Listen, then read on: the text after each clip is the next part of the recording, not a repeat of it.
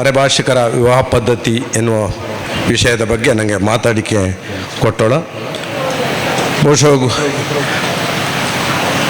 ಬದಲಾವಣೆಗ ಆಯಾಯ ಕಾಲಘಟ್ಟದಲ್ಲಿ ಆಗುವಂಥದ್ದು ನಾವು ನೋಡ್ತಾವಳು. ಮದುವೆ ಅಂತ ಹೇಳ್ಕನ ಅಥವಾ ನಮ್ಮ ಗೌಡರ ಯುವ ಸೇವಾ ಸಂಘದ ವತಿಯಿಂದ ನಾವು ಗೌಡ ಸಂಸ್ಕೃತಿ ಸಿರಿ ಎನ್ನುವಂಥ ಒಂದು ಪುಸ್ತಕ ನಾವು ಬರೆದು ಅದರಲ್ಲಿ ಎಲ್ಲ ಹುಟ್ಟಿನಿಂದ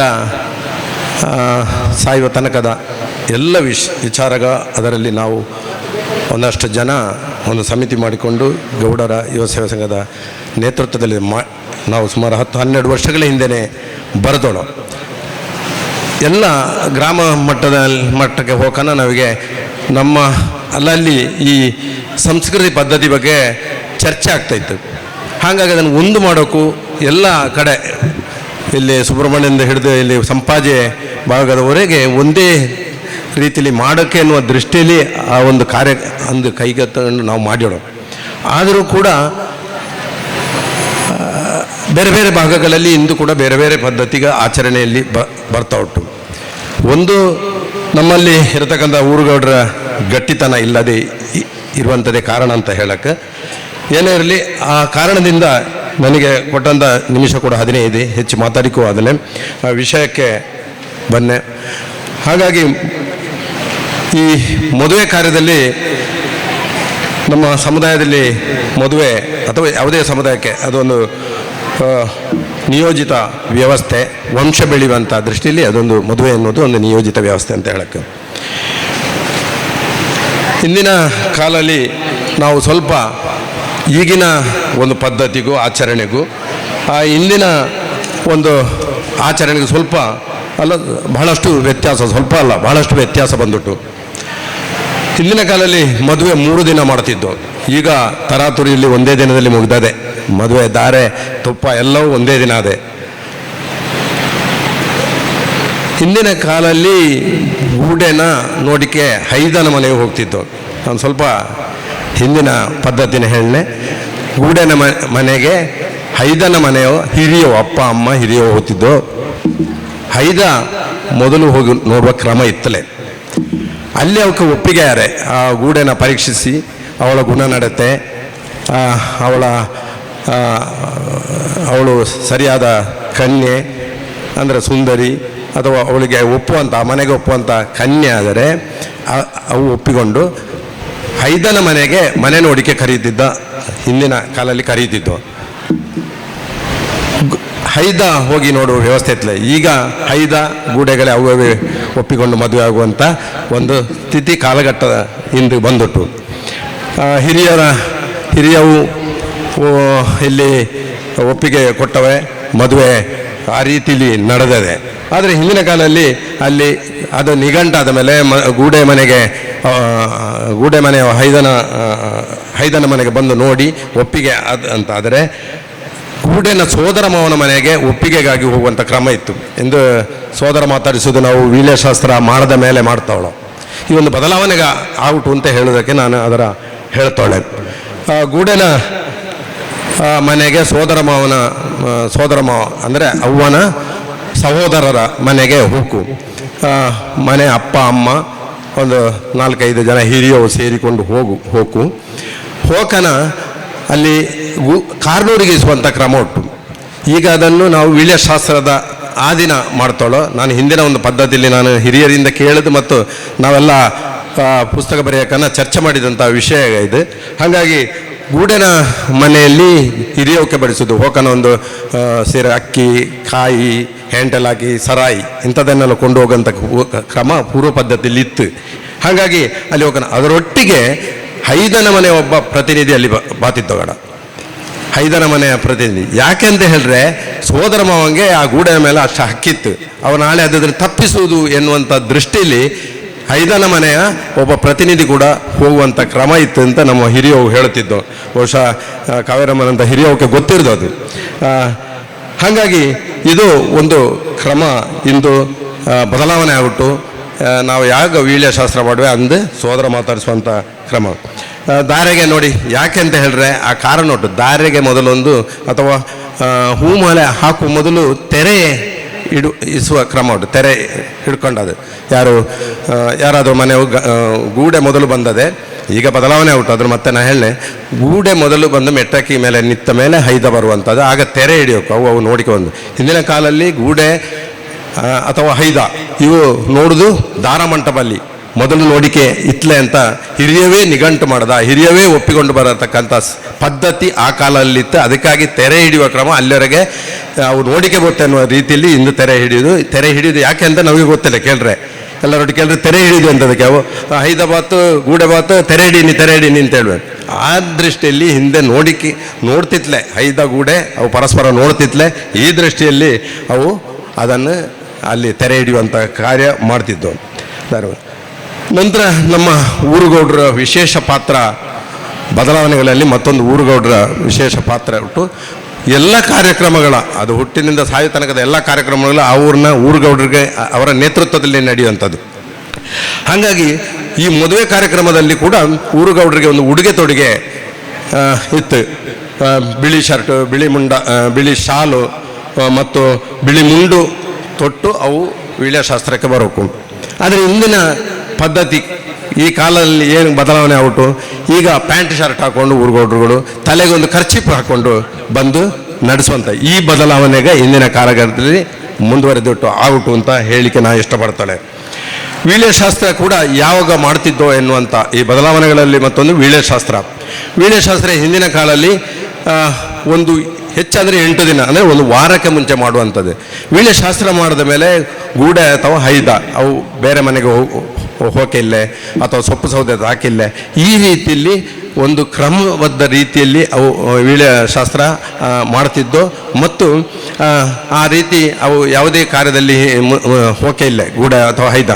ಆದರೆ ಇಂದು ಏನಾಗ್ಬಿಟ್ಟು ಅಂತ ಹೇಳಿದ್ರೆ ವೀಳ್ಯಶಾಸ್ತ್ರನ ಎಂಗೇಜ್ಮೆಂಟ್ ಅನ್ನುವಂಥದ್ದು ಹೊಸ ಪದ್ಧತಿ ಬಂದ್ಬಿಟ್ಟು ನೀವು ಎಲ್ಲವೂ ಗೊತ್ತುಂಟು. 1 ವರ್ಷ ಮೊದಲು 6 ತಿಂಗಳ ಮೊದಲ ಎಂಗೇಜ್ಮೆಂಟ್ ಮಾಡಿ ಈ ಎಂಗೇಜ್ಮೆಂಟ್ ಮಾಡುವ ದಿನವೇ ವೀಳ್ಯಶಾಸ್ತ್ರ ಕೂಡ ಮಾಡುವಂಥ ಕೆಲಸ ಮಾಡ್ತಾಳೆ. ವೀಳ್ಯಶಾಸ್ತ್ರ ಅಂತ ಹೇಳಿದ್ರೆ ಅದೊಂದು ಮದುವೆಗೆ ಮೊದಲ ಹಂತ ಅಲ್ಲಿ ನಿಘಂಟಾತು ಮತ್ತು ಅದರಲ್ಲಿ ಯಾವುದೇ ಬದಲಾವಣೆಗೆ ಇರುವುದಿಲ್ಲ. ಆ ದೃಷ್ಟಿಯಲ್ಲಿ 8 ದಿನಕ್ಕೆ ಒಂದು ವಾರಕ್ಕೆ ಮಾಡತಕ್ಕಂಥ ವೀಳ್ಯಶಾಸ್ತ್ರ ಹಿಂದೆ ಸುಮಾರು 6 ತಿಂಗಳ ಮದುವೆ ಮಾಡುವೆ ಎಂಗೇಜ್ಮೆಂಟ್ ಎನ್ನುವಂಥ ಒಂದು ಹೆಸರಲ್ಲಿ ಇದು ಮಾಡುವಂಥದ್ದು. ನಮ್ಮ ಪದ್ಧತಿಯಲ್ಲಿ ಈ ಎಂಗೇಜ್ಮೆಂಟ್ ಇತ್ತಲೆ ಆ ಎಂಗೇಜ್ಮೆಂಟ್ ಮೊದಲು ಫೋಟೋ ಸೆಲೆಕ್ಷನ್ ಅದು ಇದೆಲ್ಲ ಈಗಿನ ಕಾಲ ಅನೇಕ ಬದಲಾವಣೆಗಳಾಗ್ಬಿಟ್ಟು ನಾವು ತಪ್ಪು ಅಂತ ಹೇಳಿಕೂ ಆದಲೆ, ಯಾಕೆಂದರೆ ಆ ಕಾಲಘಟ್ಟದಲ್ಲಿ ಅದು ಬದಲಾವಣೆಗೆ ಬಂದದ್ದು. ಆದರೆ ಇದು ವಿಪರೀತವಾದ ಬದಲಾವಣೆ. ಎಂಗೇಜ್ಮೆಂಟ್ ಎನ್ನುವ ಹೆಸರಿನಲ್ಲಿ ವಧುವಿನ ಮನೆಗೆ ಪೂರ್ತಿಯಾದ ಖರ್ಚು ಅವೇ ಮಾಡೋಕ್ಕೂ ಈ ರೀತಿಯಲ್ಲಿ ಇವತ್ತು ದುಂದುವೆಚ್ಚ ಕೂಡ ಆಗ್ತಾ ಉಂಟು ಅಂತ ನನ್ನ ಒಂದು ಅಭಿಪ್ರಾಯ. ಮದುವೆ ಮೊದಲು ಚಪ್ಪರ ಹಾಕುವ ಕ್ರಮ ಇತ್ತು. ಹಿಂದಿನ ಕಾಲದಲ್ಲಿ ಚಪ್ಪರ ಹಾಕೋದು, ಈಗ ಶಾಮಿಯಾನ. ಒಂದು ಊರುಗೌಡ್ರ ಜವಾಬ್ದಾರಿಕೆಯಲ್ಲಿ 4 ಅಥವಾ 5 ದಿನ ಮೊದಲು ಊರಿನವು ಕುಟುಂಬದವು ಎಲ್ಲವೂ ಸೇರಿಕೊಂಡು ಒಂದು ಚಪ್ಪರ ಹಾಕುವಂಥ ಒಂದು ಕ್ರಮ ಮಾಡುತ್ತಿದ್ದು. ಅದು ಮಡಲು ಮತ್ತು ಅದನ್ನು ಮಡಲನ್ನು ತಟ್ಟಿ ಮಾಡಿ ಅದನ್ನು ಭಾಳ ಚಂದವಾಗಿ ಸುಂದರವಾಗಿ ಮಾಡ್ತಿದ್ದು. ಚಪ್ಪರ ಹಾಕೋದಲ್ಲಿ ಸುಮಾರು 12 ಕಂಬಗಳು ಹಾಕ್ತಿದ್ದಂತೆ ಸಮ ಸಂಖ್ಯೆಯಲ್ಲಿರೋಕ್ಕಂತ. ಅದರೊಟ್ಟಿಗೆ ಆ ಚಪ್ಪರದ ಅಲ್ಲಿ ಮನೆಯ ಎದುರುಗಡೆ ಒಂದು ಬಲ ಭಾಗಕ್ಕೆ ದಾರ ಮಂಟಪವನ್ನು ಮಾಡ್ತಿದ್ದು. 4 ಕಂಬಗಳು ಹಾಕಿ ದಾರ ಮಂಟಪ ಮಾಡ್ತಿದ್ದು. ಈ ದಾರ ಮಂಟಪ ಕೂಡ ಒಂದು ನಾವು ಈಗಿನ ಇದರಲ್ಲಿ ನಾವೇ ಅದಕ್ಕೆ ಮೇಲ್ಗಟ್ಟು ಕಟ್ಟುವಂಥವು ಮಾಡ್ತಾಳೆ. ಕಾಲ ಬದಲಾವಣೆ ಅಥವಾ ಮಡಿವಾಳರು ಸಿಕ್ಕುವುದಿಲ್ಲ ಎನ್ನುವ ಕಾರಣ ಇರೋದು.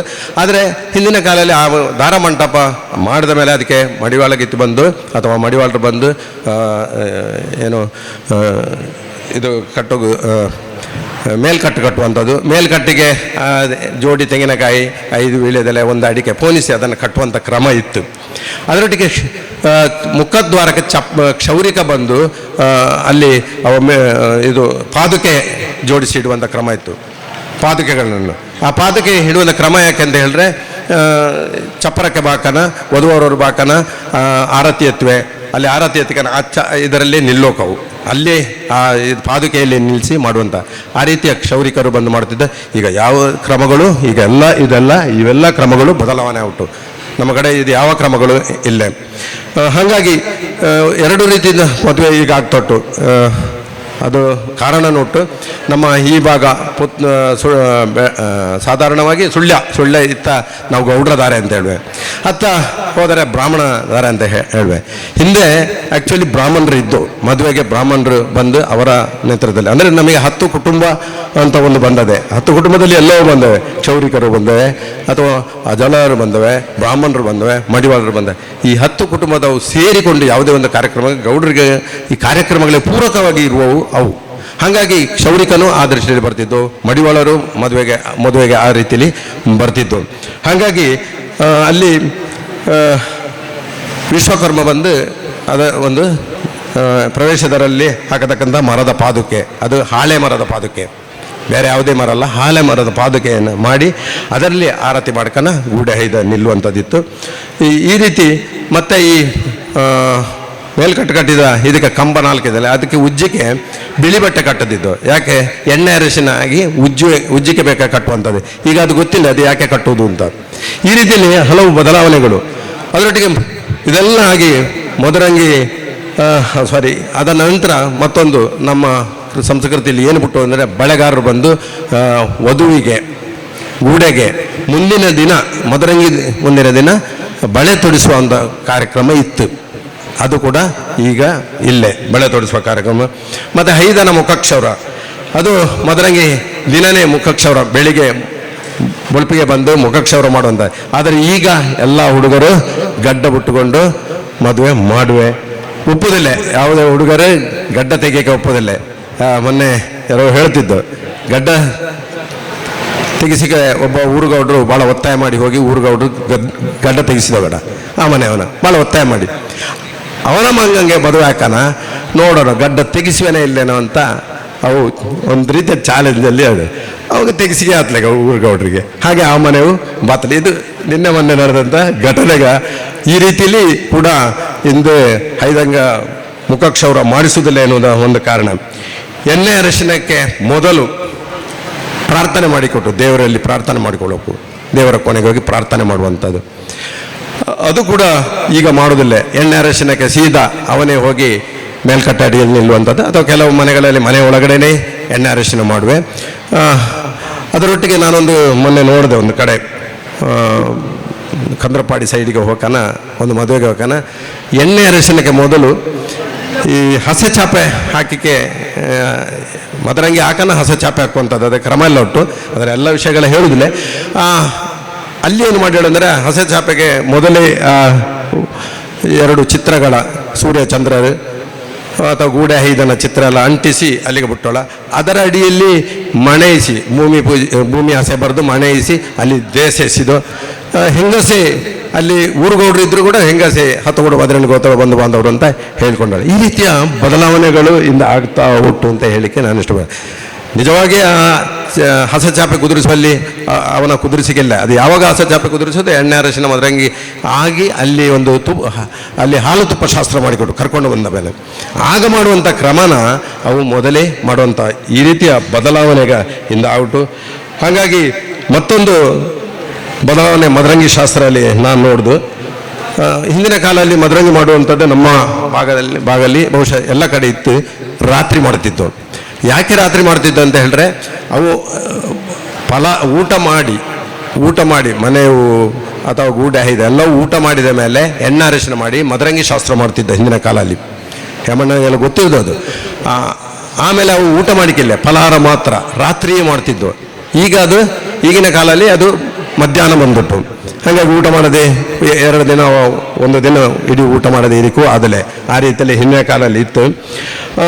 ಎಣ್ಣೆ ಅರಿಶಿನಾಗಿ ಆದ ತಕ್ಷಣ ಹೀಗೆ ಒಂದು ಕ್ರಮ ತಂದೋಳು, ಒಂದು ದೊಡ್ಡ ಟಬ್ಬು ತಂದು ಅಲ್ಲಿ ಗೂಡನ ಕುದುರಿಸಿ ಅಥವಾ ಹೈದನ ಕುದುರಿಸಿ ಅದಕ್ಕೆ ಎಲ್ಲ ಒಂದು ಕಲರ್ ನೀರು ಹಾಕೋದು, ತಲೆಗೆ ಕಲರ್ ನೀರು ಹಾಕೋದು, ಎರಚುವುದು, ಈ ರೀತಿಯ ಅನೇಕ ಬದಲಾವಣೆಗ ಹಿಂದೆ ಔಟ್. ಇದೆಲ್ಲ ಹೊಸ ಬದಲಾವಣೆಗ, ಇದು ಹಿಂದೆ ಇತ್ತಲೇ. ಈಗಿನ ಹುಡುಗರ ಒಂದು ಬದಲಾವಣೆಗ ಅಂತ ನನಗೆ ಕಂಡು ಬಂದದೆ. ಆಮೇಲೆ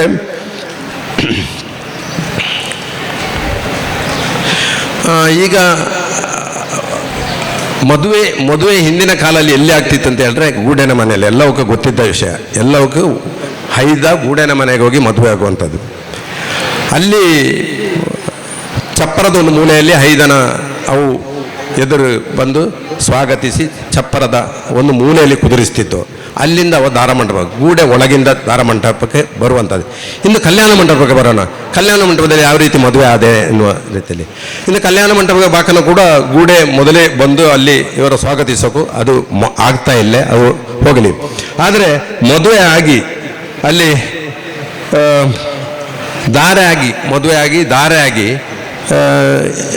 ಗೂಡೆನ ರೂಮಿಗೆ ಕರ್ಕೊಂಡು ಹೋಗು ಅಂದರೆ ಅದು ನಮ್ಮ ಕಲ್ಪನೆಯನ್ನು ಹಿಂದಿನ ಕಾಲದಲ್ಲಿ ಗೂಡೆನ ಮನೆಯಲ್ಲಿ ಮದುವೆ ಅದು ಅಂತ.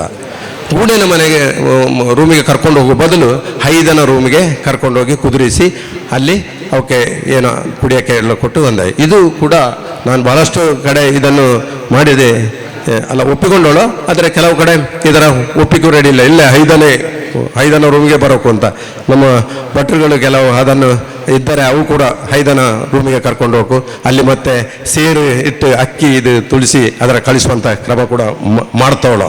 ಇದು ಕೂಡ ನಮ್ಮ ಇದರಲ್ಲಿ ಒಂದು ಬದಲಾವಣೆ ಆಗಿತ್ತು. ಹಾಗಾಗಿ ನಿಜವಾಗಿ ಕರ್ಕೊಂಡು ಹೋಗೋದು ಗೂಡೆನ ರೂಮಿಗೆ ಕರ್ಕೊಂಡು ಹೋಗು. ಗೂಡೆನ ಮದುವೆ ಆಗಿ ಅದಾದ ನಂತರ ಇಲ್ಲಿ ಸೇರ್ತುಪ್ಪ ದಾರಿಯಾಗಿ ಹೆಣ್ಣೆಳಿಸಿಕೊಟ್ಟ ನಂತರ ಇನ್ನೊಂದು ಬದಲಾವಣೆ ಉಂಟು. ಸೇರ್ತುಪ್ಪ ಕೊಂಡು ಬಾಕಿ ಉಂಟು. ಹಿಂದಿನ ಕಾಲದಲ್ಲಿ ಅಲ್ಲಿ ಗೂಡೆನ ಮನೆಯಲ್ಲಿ ಮದುವೆ ಕಾರಣ ಅವು ಎಲ್ಲಿ ದಾರೆ ಆದ ತಕ್ಷಣ ಅಲ್ಲಿ ಮುಖಮಂಟಪಕ್ಕೆ ಹೋಗಿ ಸೇರು ತುಪ್ಪ 2 ಕಾಯಿ ಗೂಡೆನ ಕೈಯಲ್ಲಿ ಕೊಟ್ಟು ಕಾಯಿಯನ್ನು ಕೊಟ್ಟು ಒಳಗೆ ಕರ್ಕೊಂಡು ಬಂದು ಅಲ್ಲಿ ಆರತಿ ಎತ್ತಿ ಒಳಗೆ ಕರ್ಕೊಂಡು ಬಂದು ಅಲ್ಲಿ ಹಾಲು ತುಪ್ಪ ಶಾಸ್ತ್ರ ಮಾಡುತ್ತಿದ್ದು. ಹಾಲು ತುಪ್ಪ ಶಾಸ್ತ್ರ ಮಾಡೋದು ನಿನ್ನೆ ಒಂದು ಕಡೆ ಚರ್ಚೆ ಆಗ್ತಿತ್ತು, ಹೇಗೆ ಹಾಲು ತುಪ್ಪ ಶಾಸ್ತ್ರ ಮಾಡೋದು ಅಂತ. ಈ ಬೆರಳನ್ನು 3 ಬೆರಳನ್ನಿಟ್ಟು ಹಾಲು ತುಪ್ಪ ಶಾಸ್ತ್ರ ಮಾಡೋದು, 2 ಬೆರಳನ್ನಿಟ್ಟು ಅಂತ ಹಾಲು ತುಪ್ಪ ಶಾಸ್ತ್ರದ ಒಂದು ಕ್ರಮ. ಅಂದರೆ ಹಾಲು ಮತ್ತು ಅದನ್ನು ನೀರಿಗೆ ಅವನ ಕೈಯನ್ನು ಇದು ಮಾಡುವಂಥ ಅದು ಆ್ಯಕ್ಚುಲಿ ಉಂಗುರದ ಬೆರಳನ್ನು ಇಟ್ಟುಕೊಂಡು ಅವು ಕೈಯಲ್ಲಿ ಹಿಡ್ಕೊಂಡು ಹೆಣ್ಮಕ್ಳು ಅಥವಾ ಮುತ್ತೈದೆಯವರು ಹಿಡ್ಕೊಂಡು ಒಮ್ಮೆ ಹಾಲಿಗೆ ಒಮ್ಮೆ ನೀರಿಗೆ ಇದು ಮಾಡುವಂಥ ಒಂದು ಕ್ರಮ. ಅದು ಇಂದು ಆ ಹಾಲು ತುಪ್ಪ ಶಾಸ್ತ್ರ ಮಾಡುವ ಕ್ರಮ ಕೂಡ ನಮ್ಮವಕ್ಕೆ ಮರೆತೋಗುವಂಥ ಒಂದು ಪರಿಸ್ಥಿತಿ ಬಂದ್ಬಿಟ್ಟು. ಹಾಗಾಗಿ ಸೇರು ತುಪ್ಪ ಮಾಡುವಂಥ ಕ್ರಮ ಮಾಡೋದಿಲ್ಲ. ಕಲ್ಯಾಣ ಮಂಟಪದಲ್ಲಿ ಕೂಡ ಮಾಡೋಕು, ಅಲ್ಲಿ ಗೂಡೆನ ರೂಮಿಗೆ ಅದನ್ನು ಕರ್ಕೊಂಡು ಹೋಗು, ಹೊರಗಡೆ ಬಂದು ಮುಖದ್ವಾರಕ್ಕೆ ಬಂದು ಸೇರು ತುಪ್ಪ ತೆಗೆದುಕೊಳ್ಳುವ ಕ್ರಮ ಮಾಡುವಂಥದ್ದು ಕೂಡ ಬಿಟ್ಟೋಗ್ಬಿಟ್ಟು. ಆ ನಂತರದ ಇಲ್ಲಿ ನಾಗೋಳಿ ಶಾಸ್ತ್ರ ಅಂತ ಒಂದು ಉಂಟು. ಮಾರನೇ ದಿನ ಮದುವೆಯ ಮಾರನೇ ದಿನ ವರನ ಮನೆಯಲ್ಲಿ ಐದನ ಮನೆಯಲ್ಲಿ ನಾಗೋಳಿ ಶಾಸ್ತ್ರ ಇಂದು ಇಲ್ಲೇ ಬಹುಶಃ ಮಡಿಕೇರಿ ಕಡೆ ಹುಟ್ಟುವಂಥ ಕಂಡದೆ. ನನಗೆ ನಮ್ಮ ಭಾಗದಲ್ಲಿ ಎಲ್ಲಿಯೂ ನಾಗೋಳಿ ಶಾಸ್ತ್ರ ಮಾಡೋದಿಲ್ಲ. ನಾಗೋಳಿ ಶಾಸ್ತ್ರ ಮಾಡುವ ಕ್ರಮ ಗೂಡೆನ ಐದನ ಪರಸ್ಪರ ಒಂದು ನಾಚಿಕೆ ಹೋಗುವಂಥ ದೃಷ್ಟಿಲಿ ಅಂತ ಒಂದು ಪರಸ್ಪರ ಸ್ಪರ್ಶ ಮಾಡುವಂಥ ದೃಷ್ಟಿಲಿ ಅಂತ ನನಗೆ ಕಂಡದೆ, ಅಥವಾ ಅದು ಆಗಿರುವುದು ಅಂತ ಕಂಡದೆ. ಒಂದು ಹಂಡೆಗೆ ಉಂಗುರ ಹಾಕೋದು, ಅದರಲ್ಲಿ ಕಲರ್ ನೀರು ಅಂದರೆ ಅರಶಿನ ನೀರು ಹಾಕಿ ಅದರಲ್ಲಿ ಒಂದು ಉಂಗುರ ಹಾಕಿ ಆ ಉಂಗುರವನ್ನು ಇಬ್ಬರು ಹುಡುಕುವುದು ಕೈಯಲ್ಲಿ. ಆಗ ಅದ್ರ ಸ್ಪರ್ಶ ಅದೇ ಎನ್ನುವ ದೃಷ್ಟಿಯಲ್ಲಿ ಯಾರು ಅದಕ್ಕೆ ಮೊದಲು ಸಿಕ್ಕಿತ್ತು ಅವಾಗ ಗೆದ್ದಂತೆ. ಆ ರೀತಿಯಲ್ಲಿ ಒಂದು ಕ್ರಮ ನಾಗೋಳಿ ಶಾಸ್ತ್ರದಲ್ಲಿತ್ತು. ನಾಗೋಳಿ ಶಾಸ್ತ್ರದ ದಿನ ಹಲವು ಕಾರ್ಯಕ್ರಮಗಳು ಕೂಡ ಇತ್ತು. ಅಲ್ಲಿ ಒಂದು ಗೂಡೆನ ಒಟ್ಟಿಗೆ ಗೊಬ್ಬರ ಹೊರಿಸುವಂಥದ್ದು, ಹಾಲೆ ಮರದ ಗೆಲ್ಲು ಸೊಪ್ಪು ತರುವಂಥದ್ದು, ಆಮೇಲೆ ಕೊಡಪನದಲ್ಲಿ ಬಾವಿಯಿಂದ ನೀರು ಸೇದಿ ತರುವಂಥದ್ದು. ಆ ನೀರು ಸೇದಿ ತಾಕನ ಎಲ್ಲ ನೆಂಟರೆಷ್ಟರೆಲ್ಲ ಅವಕ್ಕೆ ಗೂಡೆಗೂ ಹೈದಂಗೆ ಅದನ್ನು ತಾರದಾಗೆ ನೀರನ್ನು ಚೆಲ್ಲುವಾಗೆ ಮಾಡುವಂಥದ್ದು, ಅದನ್ನು ಭೇದಿಸಿಕೊಂಡು ಹೈದ ಗೂಡೆನ ಮನೆಯೊಳಗೆ ಕರ್ಕೊಂಡು ಬರುವಂಥದ್ದು. ಈ ಎಲ್ಲ ಕ್ರಮಗ ಇಂದು ನಮ್ಮ ಜನಮಾನಸದಿಂದ ಬಿಟ್ಟು ನಮ್ಮ ಎಲ್ಲ ಹಿರಿಯವು ಅಥವಾ ಈ ಊರುಗೌಡ್ರುಗಳು ಅದನ್ನೆಲ್ಲ ಬಿಟ್ಟೋಳ ಮದುವೆ ಆದಷ್ಟು ಭಾಳ ಬೇಗ ಮುಗಿದರೆ ಒಳ್ಳೆಯದು. ಭಾಳ ಕಾರ್ಯಕ್ರಮಗಳು ಎಷ್ಟು ಬೇಗ ಮುಗ್ತಾ ಅಷ್ಟು ಒಳ್ಳೆಯದೇ ಅನ್ನುವ ದೃಷ್ಟಿಯಲ್ಲಿ ಹಿಂದೆ ಆ ರೀತಿಯ ಎಲ್ಲ ಕ್ರಮಗಳ ನಮ್ಮ ಇದರಿಂದ ಬಿಟ್ಟೋಟು ಈ ಜನಾಂಗದಲ್ಲಿ ಬಿಟ್ಟೋಟು ಅನೇಕ ವಿಷಯಗಳಲ್ಲಿ ಚರ್ಚೆ ಇಂದಿಗೂ ಅದೇ. ಅನೇಕ ವಿಷಯಗಳು ವೀಳ್ಯ ಕಟ್ಟುವಲ್ಲಿ ವೀಳ್ಯ ಎಷ್ಟು ಕಟ್ಟೋದು, ವೀಳ್ಯ ಶಾಸ್ತ್ರದ ದಿನ ಒಂದು ದಿನ ಗೊತ್ತುಪಡಿಸಿದ್ದು. ನಾನು ಹೇಳಿದೆ ಹಿಂದಿನ ಕಾಲದಲ್ಲಿ 8 ದಿನ 7 ದಿನ ಒಂದು ವಾರಕ್ಕೆ ಮೊದಲು ಮಾಡ್ತಿದ್ದೆ, ಈಗ ತಿಂಗಳಗಟ್ಟಲೆ ಮೊದಲೇ ಮಾಡುವೆ. ನಾನಂತೂ ಅದರ ಬಗ್ಗೆ ಕರೆದ್ರೆ ನಾವು ಒಪ್ಪೋದಿಲ್ಲ. ನೀವು 8 ದಿನಕ್ಕೆ ಮಾಡಿ ಅಂತ ಹೇಳುವ, ಅಥವಾ ಒಂದು ವಾರಕ್ಕೆ ಮೊದಲು ಮಾಡಿ ಅಂತ, ಅದು ಒಂದು 5 ದಿನಕ್ಕೆ ಮೊದಲು ಮಾಡಿ. ವೀಳ್ಯ ಶಾಸ್ತ್ರ ಒಂದು ಕ್ರಮಬದ್ಧ ರೀತಿಯಲ್ಲಿ ಒಂದು ಗೂಡೆನ ಮನೆ ಐದನ ಮನೆಯಿಂದ 5 ಜನ 7 ಜನ ಹೋಗಿ ಹಂಗೂ ಮಾಡೋಕ್ಕೆ ಅದನ್ನೇನು ಭಾಳ ಇದಲ್ಲ. ಆದರೆ ವೀಳ್ಯಶಾಸ್ತ್ರ ಎನ್ನುವುದು ಭಾಳ ಪವಿತ್ರ, ಅದೊಂದು ಮದುವೆ ಕಾರ್ಯಕ್ರಮದ ಮೊದಲ ಹಂತ ಅಂತ ತಿಳ್ಕೊಂಡು ಅದನ್ನು ಮಾಡೋಕ್ಕಾದ ಒಂದು ಪರಿಸ್ಥಿತಿಯಲ್ಲಿ ಇಂದು ನಾವು ಇಲ್ಲೇ ಅಂತ ಹೇಳಿಕೆ ಇಷ್ಟಪಡ್ಡೆ. ಹಾಗಾಗಿ ಅನೇಕ ವಿಷಯಗಳಲ್ಲಿ ವೀಳ್ಯಶಾಸ್ತ್ರ ಮಾಡೋಕ್ಕನ ಚರ್ಚೆ ಇದೆ. ಅದು ಒಂದು ವೀಳ್ಯದಲ್ಲಿ. ಅದು ಆ್ಯಕ್ಚುಲಿ ನಾವು ಒಂದು ಪುಸ್ತಕದಲ್ಲಿ ಬರೆದೋಳು. ಈಗ ಮೊದಲು ವೀಳ್ಯ ಕಟ್ಟುವ ಕ್ರಮದಲ್ಲಿ ಚೌಕಿ ವೀಳ್ಯ ಕಟ್ಟುವಂಥದ್ದು ಅದು ಮೊದಲು ಇಟ್ಟು, ಅದರ ನಂತರದ ವೀಳ್ಯ ಗುರು ವೀಳ್ಯ, ದೇವರ ವೀಳ್ಯ, ಗುರು ವೀಳ್ಯ, ಸಲಾವಳಿ ವೀಳ್ಯ, ವೀಳ್ಯಶಾಸ್ತ್ರ ವೀಳ್ಯ, ಈ ಥರ 7 ವೀಳ್ಯಗಳ ಕಟ್ಟಿಕೊಟ್ಟು ಮಾತುಕಾರರ ವೀಳ್ಯ ಅಂದರೆ ವೀಳ್ಯಶಾಸ್ತ್ರ ವೀಳ್ಯ, ಲಗ್ನ ವೀಳ್ಯ ಮತ್ತು ಒಂದು ತಂದೆ ತಾಯಿ ವೀಳ್ಯ ಅಂತ ಕಟ್ಟೋದು. ಇದರಲ್ಲಿ ಬಹಳಷ್ಟು ಚರ್ಚೆಗಳು. ಎಲ್ಲಿ ಹೋದರೂ ಕೂಡ ಅದು ತಂದೆ ತಾಯಿ ಮೊದಲು ಕಟ್ಟೋಕು, ಗುರು ವೀಳ್ಯ ನಂತರ ಕಟ್ಟೋಕು, ಈ ರೀತಿಯ ಚರ್ಚೆಗ ಇಂದು ಬಹಳಷ್ಟು ಬದಲಾವಣೆಗ ನಮ್ಮಲ್ಲಿ ಕಾಣುತ್ತಾ ಉಂಟು. ಹಾಗಾಗಿ ಅದರೊಟ್ಟಿಗೆ ಈ ಎಲ್ಲ ಕಾರ್ಯಕ್ರಮದೊಟ್ಟಿಗೆ 8ನೇ ದಿನದಲ್ಲಿ ಒಂದು ತುಪ್ಪದ ಕಾರ್ಯಕ್ರಮ ಅಂತ ಹಿಂದೆ ಮಾಡ್ತಿದ್ದು ಗೊತ್ತಿರೋದು ಹಿರಿಯವಕ್ಕೆ. 8ನೇ ದಿನದಲ್ಲಿ ಗೂಡನ ಮನೆಗೆ ತುಪ್ಪ ತೆಗೆದುಕೊಂಡೋಗಿ ದಾರ ಸೀರೆನ ಬಲ ಹೆಗಲಲ್ಲಿ ಹಾಕ್ಕೊಂಡು ಅಲ್ಲಿ ಹೋಕನ ಆರತಿ ಎತ್ತಿ ಅವರ ಆಚರಣೆಗ ಅದನ್ನು ಒಂದು ಜೀವಂತವಾಗಿಸಬೇಕು ಎನ್ನುವ ದೃಷ್ಟಿಯಲ್ಲಿ ಇವತ್ತು ಸದಾನಂದ ಮಾವಜಿ ಮತ್ತು ಅವರ ತಂಡ ಒಳ್ಳೆಯ ಕೆಲಸ ಮಾಡ್ತಾಳೆ. ಮತ್ತೊಂದು ಹೇಳಿಕೆ, ಪಟ್ಟ ಅಂತ ಒಂದು ಇಟ್ಟು ಈಗ ಅದನ್ನು ಕಟ್ಟುವುದಿಲ್ಲ, ಒಲಿ ಎಂಟರ ಆಕೃತಿಯಲ್ಲಿ ತಲೆಗೆ ಕಟ್ಟುವ, ಎಂಟರ ಆಕೃತಿಯಲ್ಲಿ ಅದನ್ನು 2 ನೂಲನ್ನು ಕಟ್ಟಿ ಅದನ್ನು ತಲೆಗೆ ಕಟ್ಟುವಂಥ ಮದುಮಗಲಿ ಕಟ್ಟುವಂಥದ್ದು, ಮತ್ತು ಬಾಸಿಂಗ ಕಟ್ಟುವಂಥ ತಲೆಗೆ. ಅದು ಕೂಡ ಈ ಹಿಂಗಾರದ ಎಳಸು ಹಿಂಗಾರವನ್ನು ಎಂಟರ ಆಕೃತಿಯಲ್ಲಿ ಕಟ್ಟಿ ಅದನ್ನು ತಲೆ ಕಟ್ಟುವಂಥ ಈ 2 ವಿಷಯಗಳು. ಅದನ್ನು ದಾರೆಯಾಗಿ ಮತ್ತು ಹೆಣ್ಣು ಇಳಿಸಿಕೊಟ್ಟ ನಂತರ ಊಟಕ್ಕೆ ಮೊದಲು ಅದನ್ನು ಒಂದು ಚಾಳೆ ಮರಕ್ಕೆ ಕಟ್ಟುವಂಥ ಕ್ರಮ ಐತೆ. ಇದೆಲ್ಲ ಕ್ರಮಗಳು ಇಂದು ಬಿಟ್ಟುವಾದ ಕಾರಣದಿಂದ ನಾವು ಈ ಒಂದು ಸಂಸ್ಕೃತಿ, ನಮ್ಮದು ಏನು ಪದ್ಧತಿ ಇದೆ ಅದು ಮುಂದೆ ಕ್ರಮೇಣ ಬಹಳ ಕಡಿಮೆ ಆಗ್ತಾಬಾದು. ಜನಪದ ನೃತ್ಯ ರೂಪಕ ಸಿದ್ಧವೇಷದ ವಿಷಯದಲ್ಲಿ ಮಾತಾಡಿಕೆ ನಿಮ್ಮ ಮುಂದೆ ನಿಂತಾಳೆ. ಸಿದ್ಧವೇಷ ಅಂತ ಹೇಳುವ ಒಂದು ಐತಿಹಾಸಿಕ ಜನಪದ ನೃತ್ಯ ಅರೆಭಾಷಿಕ ಜನಾಂಗದವು ಸುಗ್ಗಿ ತಿಂಗಳಲ್ಲಿ ರಾತ್ರಿ ಹೊತ್ತು ಮನೆ ಹೋಗಿ ಪ್ರದರ್ಶನ ಕೊಡ್ತಾ ಇದ್ದಂತಹ ಒಂದು ಏಕೈಕ ನೃತ್ಯ ಕಲೆ. ಇಂದು ಈ ಕಲೆ ಸಹ ಮಾಯ ಆಗುವ ಹಂತಕ್ಕೆ ಬಂದಿತು. 1973ನೇ ಇಸ್ವಿಲಿ ಅಂತ ಹೇಳಿದ್ರೆ ಸುಮಾರು 50-52 ವರ್ಷಗಳ ಹಿಂದೆ ನಮ್ಮ ಊರಲ್ಲಿ ನಡೆದಿದ್ದ ಈ ಸಿದ್ಧವೇಷ ನೃತ್ಯದ ಕಾರ್ಯಕ್ರಮನ ನೋಡ್ಯಾಳೆ. ಆಗ ನಮ್ಮ ಪೇರಾಲು ಶಾಲೆನ ಹೊಸ ಕಟ್ಟಡದ ಸಹಾಯಾರ್ಥ ನಮ್ಮ ಊರಿನ ಜನಾಂಗ ಇದರ ಕಲ್ತು ಸುಮಾರು 1 ತಿಂಗಳ ಕಾಲ ಮನೆ ಹೋಗಿ ಇದರ ಪ್ರದರ್ಶನ ಮಾಡಿ ಧನ ಸಂಗ್ರಹ ಮಾಡಿ ಅದರ ಶಾಲೆಗೆ ಕೊಟ್ಟದ್ದು ನನಗೆ ನೆನಪಾದೆ. ಅಂದಿನ ಸಿದ್ಧವೇಷದ ಕಲಾವಿದರ ಒಂದು ಗುಂಪು ಫೋಟೋ ಇಂದು ಸಹ ಅದು ನಮ್ಮ ಮನೇಲಿ ಉಂಟು. ಆಗ ನನಗೆ ಸುಮಾರು 9 ವರ್ಷ ಪ್ರಾಯ, ಹಾಗಾಗಿ ನನಗೆ ಅವರೊಟ್ಟಿಗೆ ಹೋಕೆ ಆಗ್ತಲೆ. ಆಮೇಲೆ ಸುಮಾರು 10 ವರ್ಷ ಕಳೆದ ಮೇಲೆ ನಾ ಪೇರಾಲು ಯುವಕ ಮಂಡಲದ ಕಾರ್ಯದರ್ಶಿ ಆದೆ. ಆಗ ಯುವಜನ ಮೇಳಲಿ ಜನಪದ ನೃತ್ಯ ಸ್ಪರ್ಧೆಗೆ ಅಂತ ನಮ್ಮ ಹೊಸ ಹುಡುಗರ ತಂಡ ರೆಡಿ ಮಾಡಿ ಊರಿನ ಹಿರಿಯರ ಕರೆಸಿ ಅವರ ಹಕ್ಕಲ್ಲಿ ತರಬೇತಿ ತಗೊಂಡು ಒಂದು ತಂಡ ರೆಡಿ ಮಾಡ್ದ. ನಾವು ತುಂಬ ಕಡೆಯಲ್ಲಿ ತಾಲೂಕು ಮಟ್ಟದ ಯುವಜನ ಮೇಳಗಳಲ್ಲಿ ಸಿದ್ಧವೇಷದ ಪ್ರದರ್ಶನ ಕೊಟ್ಟು ಸಿದ್ಧವೇಷನ ಜೀವಂತ ಉಳಿಸಿಕೊಂಡು ಬಂದೋಳ. ಆಮೇಲೆ ಸುಳ್ಯ ತಾಲೂಕಿನ 1-2 ತಂಡಗ ಸಹ ತರಬೇತಿ ತಗೊಂಡು ಪ್ರದರ್ಶನ ಕೊಟ್ಟರು. ಇದುವರೆಗೆ ಸಿದ್ಧವೇಷನ ಒಂದು ತಂಡವಾಗಿ ಉಳಿಸಿಕೊಂಡು ಬಂದರಿದ್ದಾರೆ ನನಗೆ ಗೊತ್ತಿದ್ದ ಮಟ್ಟಿಗೆ ಅದು ಪೇರಾಲು ಯುವಕರ ತಂಡ ಮಾತ್ರ. 2 ವರ್ಷಗಳ ಹಿಂದೆ ಅರೆಭಾಷೆ ಅಕಾಡೆಮಿನ ಆಶ್ರಯಲ್ಲಿ ನಮ್ಮ ತಂಡ ಮೈಸೂರಿನ ರಂಗಾಯಣಲ್ಲಿ ಸಿದ್ಧವೇಷ ಪ್ರದರ್ಶನ ಕೊಟ್ಟು ಬಂದೋಳು. ಇತ್ತೀಚೆಗೆ ಅಕಾಡೆಮಿನ ಆಶ್ರಯಲ್ಲಿ ಮತ್ತೊಮ್ಮೆ ಬೆಂಗಳೂರಿನ ರವೀಂದ್ರ ಕಲಾಕ್ಷೇತ್ರದಲ್ಲಿ ಸಹ ಅರೆಭಾಷೆ ಸಿದ್ಧವೇಷ ಪ್ರದರ್ಶನ ಕೊಟ್ಟೋಳು. ಹಾಗಾದರೆ ಈ ಸಿದ್ಧವೇಷ ಅಂತ ಹೇಳಿದ್ರೆ ಎಂತ, ಅದರ ಹಿನ್ನೆಲೆ ಏನು ಅಂತ ಹೇಳುವ ಕುತೂಹಲ ನಿಮಗಿರೋದು. ಇದರ ವಿವರ ಸಿಕ್ಕೋಕಂತಾದರೆ ನಾವು ಅರೆಭಾಷಿಕ ಗೌಡ ಜನಾಂಗದ ಹಿನ್ನೆಲೆಗೆ ಹೋಗಾದೆ. ಇಂದು ಸುಳ್ಯನ ಕೇಂದ್ರ ಮಾಡಿಕೊಂಡು ಕೊಡಗಿನ ಮಡಿಕೇರಿ, ಸೋಮವಾರಪೇಟೆ, ವಿರಾಜಪೇಟೆ, ಕುಶಾಲನಗರ, ಸುಳ್ಯ, ಪುತ್ತೂರು, ಬೆಳ್ತಂಗಡಿ, ಬಂಟ್ವಾಳ, ವಿಟ್ಲ, ಕೇರಳದ ಕಾಸರಗೋಡು, ಬಂದ್ಯಡ್ಕ, ಬೆಳ್ಳಿಪಾಡಿ, ದೇಲಂಪಾಡಿ ಇತ್ಯಾದಿ ಪ್ರದೇಶಗಳಲ್ಲಿ ವಾಸ ಮಾಡಿಕೊಂಡಿರುವ ಗೌಡ ಜನಾಂಗ ಮೂಲತಃ ಇಲ್ಲಿನವು ಅಲ್ಲ. ಸುಮಾರು 400-500 ವರ್ಷಗಳ ಹಿಂದೆ ಇವು ಹಾಸನ ಜಿಲ್ಲೆನ ಸಕಲೇಶ್ಪುರದ ಹಕ್ಕಲಿನ ಐಗೂರು ಸೀಮೆಯಿಂದ ವಲಸೆ ಬಂದು ಅಂತ ಹೇಳುವೆ. ಅಲ್ಲಿ ಗಂಗಾ ಅರಸರ ಕಾಲದಲ್ಲಿ ಆಡಳಿತದಲ್ಲಿ ಪ್ರಮುಖ ಸ್ಥಾನದಲ್ಲಿ ಇದ್ದ ಈ ಜನಾಂಗ ಯಾವುದೋ ಒಂದು ವಿಘಟನೆಗೆ ಒಳಗಾಗಿ ಆ ಊರು ಬಿಟ್ಟು ವಲಸೆ ಹೋದ. ಹಾಗೆ ಹೊರಟ ಕೆಲವು ಜನ ಬಿಸಲೆ ಘಾಟಿ ದಾಟಿ ಸುಬ್ರಹ್ಮಣ್ಯಕ್ಕೆ ಬಂದು ಸುಳ್ಳಿಲಿ ನೆಲೆದಿತ್ತೋ, ಕೆಲವು ಬೆಳ್ತಂಗಡಿ ಕಡೆಗೆ ಹೋದೋ, ಕೆಲವು ಪುತ್ತೂರು ತಾಲೂಕಲ್ಲಿ ಒಳೋ, ಇನ್ನು ಕೆಲವು ಸೋಮವಾರಪೇಟೆ ಕಡೆಗೆ ಹೋಗಿ ಕೊಡಗು ಸೇರಳೋ. ಸುಳ್ಯ ಮತ್ತು ಪುತ್ತೂರಿನ ಗಡಿಲಿ ಇರುವ ಕೇರಳದ ಭೂಪ್ರದೇಶದಲ್ಲಿ ಸಹ ಈ ಅರೆಭಾಷಿಕ ಗೌಡ ಜನಾಂಗ ವಾಸ ಮಾಡಿಕೊಂಡಳ. ಮೂಲ ಐಗೂರು ಸೀಮೆಯಲ್ಲಿ ಒಂದು ಕಾಲದಲ್ಲಿ ಶಿವದೇವರ ಆರಾಧನೆ ಮಾಡಿಕೊಂಡು ಇದ್ದ ಇವು ಇಂದು ವಿಷ್ಣು ದೇವರ ಆರಾಧನೆ ಸಹ ಮಾಡುವೆ. ತಿರುಪತಿ ತಿಮ್ಮಪ್ಪ ಕುಲದೇವರು ಅಂತ ಪೂಜೆ ಮಾಡುವೆ, ಮುಡಿಪು ಕಟ್ಟಿಸುವೆ. ಆದರೆ ವಲಸೆಗೂ ಹಿಂದೆ ಇದ್ದ ಶಿವನ ಆರಾಧನೆ ಹಿಂದೆ ಇವು ಶಿವನ ಆರಾಧನೆ ಮಾಡ್ತಾ ಇದ್ದು ಅಂತ ಇತಿಹಾಸ ಹೇಳಿದೆ. ಡಾಕ್ಟರ್ ಪುರುಷೋತ್ತಮ ಬಿಳಿಮಲೆ, ಡಾಕ್ಟರ್ ಪೂವಪ್ಪ ಕಣಿಯರು, ಡಾಕ್ಟರ್ ವಿಶ್ವನಾಥ ಬದಿಕಾನ, ಡಾಕ್ಟರ್ ಚಿನ್ನಪ್ಪಗೌಡ, ಈ ಎಲ್ಲ ಸಂಶೋಧಕರು ಈ ಜನಾಂಗದ ಬಗ್ಗೆ ಮಾಡಿದ ಅಧ್ಯಯನದಲ್ಲಿ ಸ್ಪಷ್ಟವಾಗಿ ಗೋಚರ ಇದೆ. ಈ ಸಿದ್ಧವೇಷ ಇಂತಹ ಒಂದು ಶೈವಾರಾಧನೆಗೆ ಸಂಬಂಧಪಟ್ಟಂತಹ ಒಂದು ಆಚರಣೆ.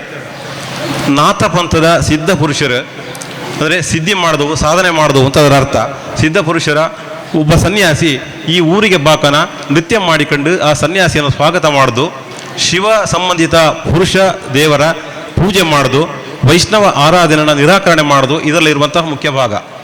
ಹಿಂದಿನ ಕಾಲದಲ್ಲಿ ಪ್ರತಿ ವರ್ಷ ಸುಗ್ಗಿ ತಿಂಗಳ ಹುಣ್ಣಿಮೆಗೆ ಸ್ವಲ್ಪ ದಿನ ಇರಿಕಾಕನ ಕೆಲವು ಹಿರಿಯವು ಮತ್ತು ಹೈದಂಗ ಸೇರಿ ಒಂದು ದಿನ ನಿಗಂಟು ಮಾಡಿ ಸ್ಥಳೀಯ ದೇವರಿಗೆ ಪ್ರಾರ್ಥನೆ ಮಾಡಿಕೊಂಡು ಸಿದ್ಧವೇಷ ಶುರು ಮಾಡ್ತಿದ್ದ. ಸುಮಾರು 8-10 ಹೈದಂಗ ನೃತ್ಯಗಾರರ ವೇಷ ಹಾಕಿ ಕುಣಿಯೋದು, ನಡುಲಿ ಒಬ್ಬ ಸನ್ಯಾಸಿ ಬಾದು, ಒಬ್ಬ ಭಟ್ರು, ಒಬ್ಬ ದಾಸಯ್ಯ, ಇವೆಲ್ಲ ಬಾದು ನಡೆದದೆ. ಈ ಸನ್ಯಾಸಿನ ಮೈ ಮೇಲೆ ಬಟ್ಟೆ ಬರೆ ಇರುದಿಲ್ಲ, ಬರೇ ಬಾಳೆ ಚಾಂಬಾರ್ನ ಮೈಗೆ ಇಡೀ ಮೈಗೆ ಸುತ್ತಿಕೊಂಡಿದ್ದದೆ. ಮೋರೆ ಅರ್ಧ ಮುಚ್ಚಿಕೊಂಡಿರುವ ಹಾಗೆ ಹಾಳೆ ಟೋಪಿ ಹಾಕೊಂಡಿದ್ದದೆ. ವಿಶೇಷ ಆಗಿ ಮಡ್ಲನ ಕಡ್ಡಿ ಇಲ್ಲದೆ ಕೊತ್ತಳಿಗೆನ ಪಾಂದನ ಸುದ್ದಿ ಮಾಡಿದ ಒಂದು ಕೃತಕ ಪುರುಷ ಜನನಾಂಗ ಎದ್ದು ಕಂಡದೆ. ಇದಕ್ಕೆ ಲಕ್ಕಡಿ ಅಂತ ಹೇಳುವೆ. ನೃತ್ಯದಲ್ಲಿ ಬರೀ ಗಂಡಿಗ ಮಾತ್ರ ಇರೋ ಕುಂತ ಉಂಟು, ಅದಕ್ಕೆ ಇದರ ಪುರುಷರ ಕೊಣ್ತ ಅಂತ ಹೇಳುವೆನ ಏನ. ಈ ಸಿದ್ಧವೇಷಲಿ ಒಬ್ಬ ಭಟ್ರ ಪಾತ್ರಧಾರಿ, ಒಬ್ಬ ದಾಸಯ್ಯನ ಪಾತ್ರಧಾರಿ ಇದ್ದದೆ. ಈ ಸನ್ಯಾಸಿ ಅವನ ಲಕ್ಕಡಿನ ತೋರಿಸಿಕೊಂಡು ಅವರೊಟ್ಟಿಗೆ ಅಸಭ್ಯವಾಗಿ ವರ್ತನೆ ಮಾಡಿದೆ. ಭಟ್ರೊಟ್ಟಿಗೆ ಲಕ್ಕಡಿಗೆ ಪೂಜೆ ಮಾಡೋಕು ಅಂತ ಹೇಳಿ ಭಟ್ಟಂಗೂ ದಾಸಯ್ಯಂಗೂ ಉಪದ್ರ ಕೊಟ್ಟದೆ. ಅಕೇರಿಗೆ ಇವನ ಉಪದ್ರ ತಡಿಕೆ ಬರ್ತದೆ. ಭಟ್ರು ಮತ್ತು ದಾಸಯ್ಯ ಅಲ್ಲಿಂದ ಹೊರಗೆ ಹೋಗುವ ದೃಶ್ಯ ನಡೆದದೆ. ಹಿಂದೆ ನಾಥಪಂಥ, ಸಿದ್ಧಪಂಥ, ಲಕುಲೀಶ ಪಂಥ, ಕಾಳಾಮುಖರು ಹೀಗೆ ಶೈವಾರಾಧನೆ ಮಾಡುವ ಸನ್ಯಾಸಿಗ ಇದ್ದು ಅಂತ ಇತಿಹಾಸ ಹೇಳಿದೆ. ಈ ಸನ್ಯಾಸಿಗ ಸಂಸಾರಿಗಳು ಆಗಿದ್ದು ಬೇಡ, ಸಂತಾನ ವೃದ್ಧಿ ಮಾಡ್ತೇನೆ ಅಂತ ಈ ಸಿದ್ಧವೇಷದ ಸನ್ಯಾಸಿ ಹೇಳಿದೆ. ಆ ಕಾಲವೇ ಆ ಕಾಲದಲ್ಲಿ ಲೈಂಗಿಕತೆ ಸ್ವೀಕಾರಾರ್ಹ ಆಗಿತ್ತು ಅಂತ ಸಂಶೋಧಕರು ಹೇಳಿವೆ. ಅದು ಈ ಸಿದ್ಧವೇಷದ ದೃಶ್ಯಕ್ಕೂ ಹೊಂದಿಕೆ ಆದೆ. ಇಲ್ಲಿ ಬಹುಮುಖ್ಯವಾಗಿ ನಾವು ಗಮನಿಸಬೇಕಾದ್ದು ಸಿದ್ಧವೇಷದ ಪದ್ಯ. ಈ ಪದ್ಯ ಅರೆ ಭಾಷೆಯಲ್ಲಿ ಇಲ್ಲೇ, ಅದು ಕನ್ನಡದಲ್ಲಿ ಹುಟ್ಟು. ಕನ್ನಡದ ಈ ಜನಾಂಗ ಹೊರಟು ಬಂದ ಐಗೂರಿನ ಮೂಲ ಭಾಷೆ ಕನ್ನಡ. ಈಚೆಗೆ ಬಂದ ಹಾಗೆ ಅದು ಅರೆ ಭಾಷೆಯಾಗಿ ಬದಲಾಗಿರುವುದು ಅಂತ ಕಂಡದೆ. ಸಿದ್ಧವೇಷದ ತಂಡ ಪ್ರವೇಶ ಮಾಡ್ಕನ ದಿಮ್ಮಿಸಾಲೆ ಅಂತ ಹೇಳಿಕೊಂಡು ಬಂದವೆ. ಆಮೇಲೆ ವೇಷ ಹಾಕಿದ 8-10 ಜನ ಚಾಳ ಜಾಗಟ ಹಿಡ್ಕೊಂಡು ಸುತ್ತ ನಿತ್ತವೆ. ಇಬ್ಬರು ಪದ್ಯ ಶುರು ಮಾಡುವೆ. ಹಿಂದೆಲ್ಲ ನೃತ್ಯ ಮಾಡುವ ಬಿಳಿ ಬಟ್ಟೆ ಉಟ್ಟು ಕಚ್ಚೆ ಹಾಕಿ ತಲೆಗೆ ಕೆಂಪು ಮುಂಡಾಸು ಸುತ್ತಿ ಮೋರೆಗೆ ಬಿಳಿ ಮತ್ತೆ ಕೆಂಪು ಬಣ್ಣ ಹಾಕಿ ನೃತ್ಯ ಮಾಡ್ತಿದ್ದ. ಈಗ ಕೇಸರಿ ಕುರ್ತ ಹಾಕುವೆ.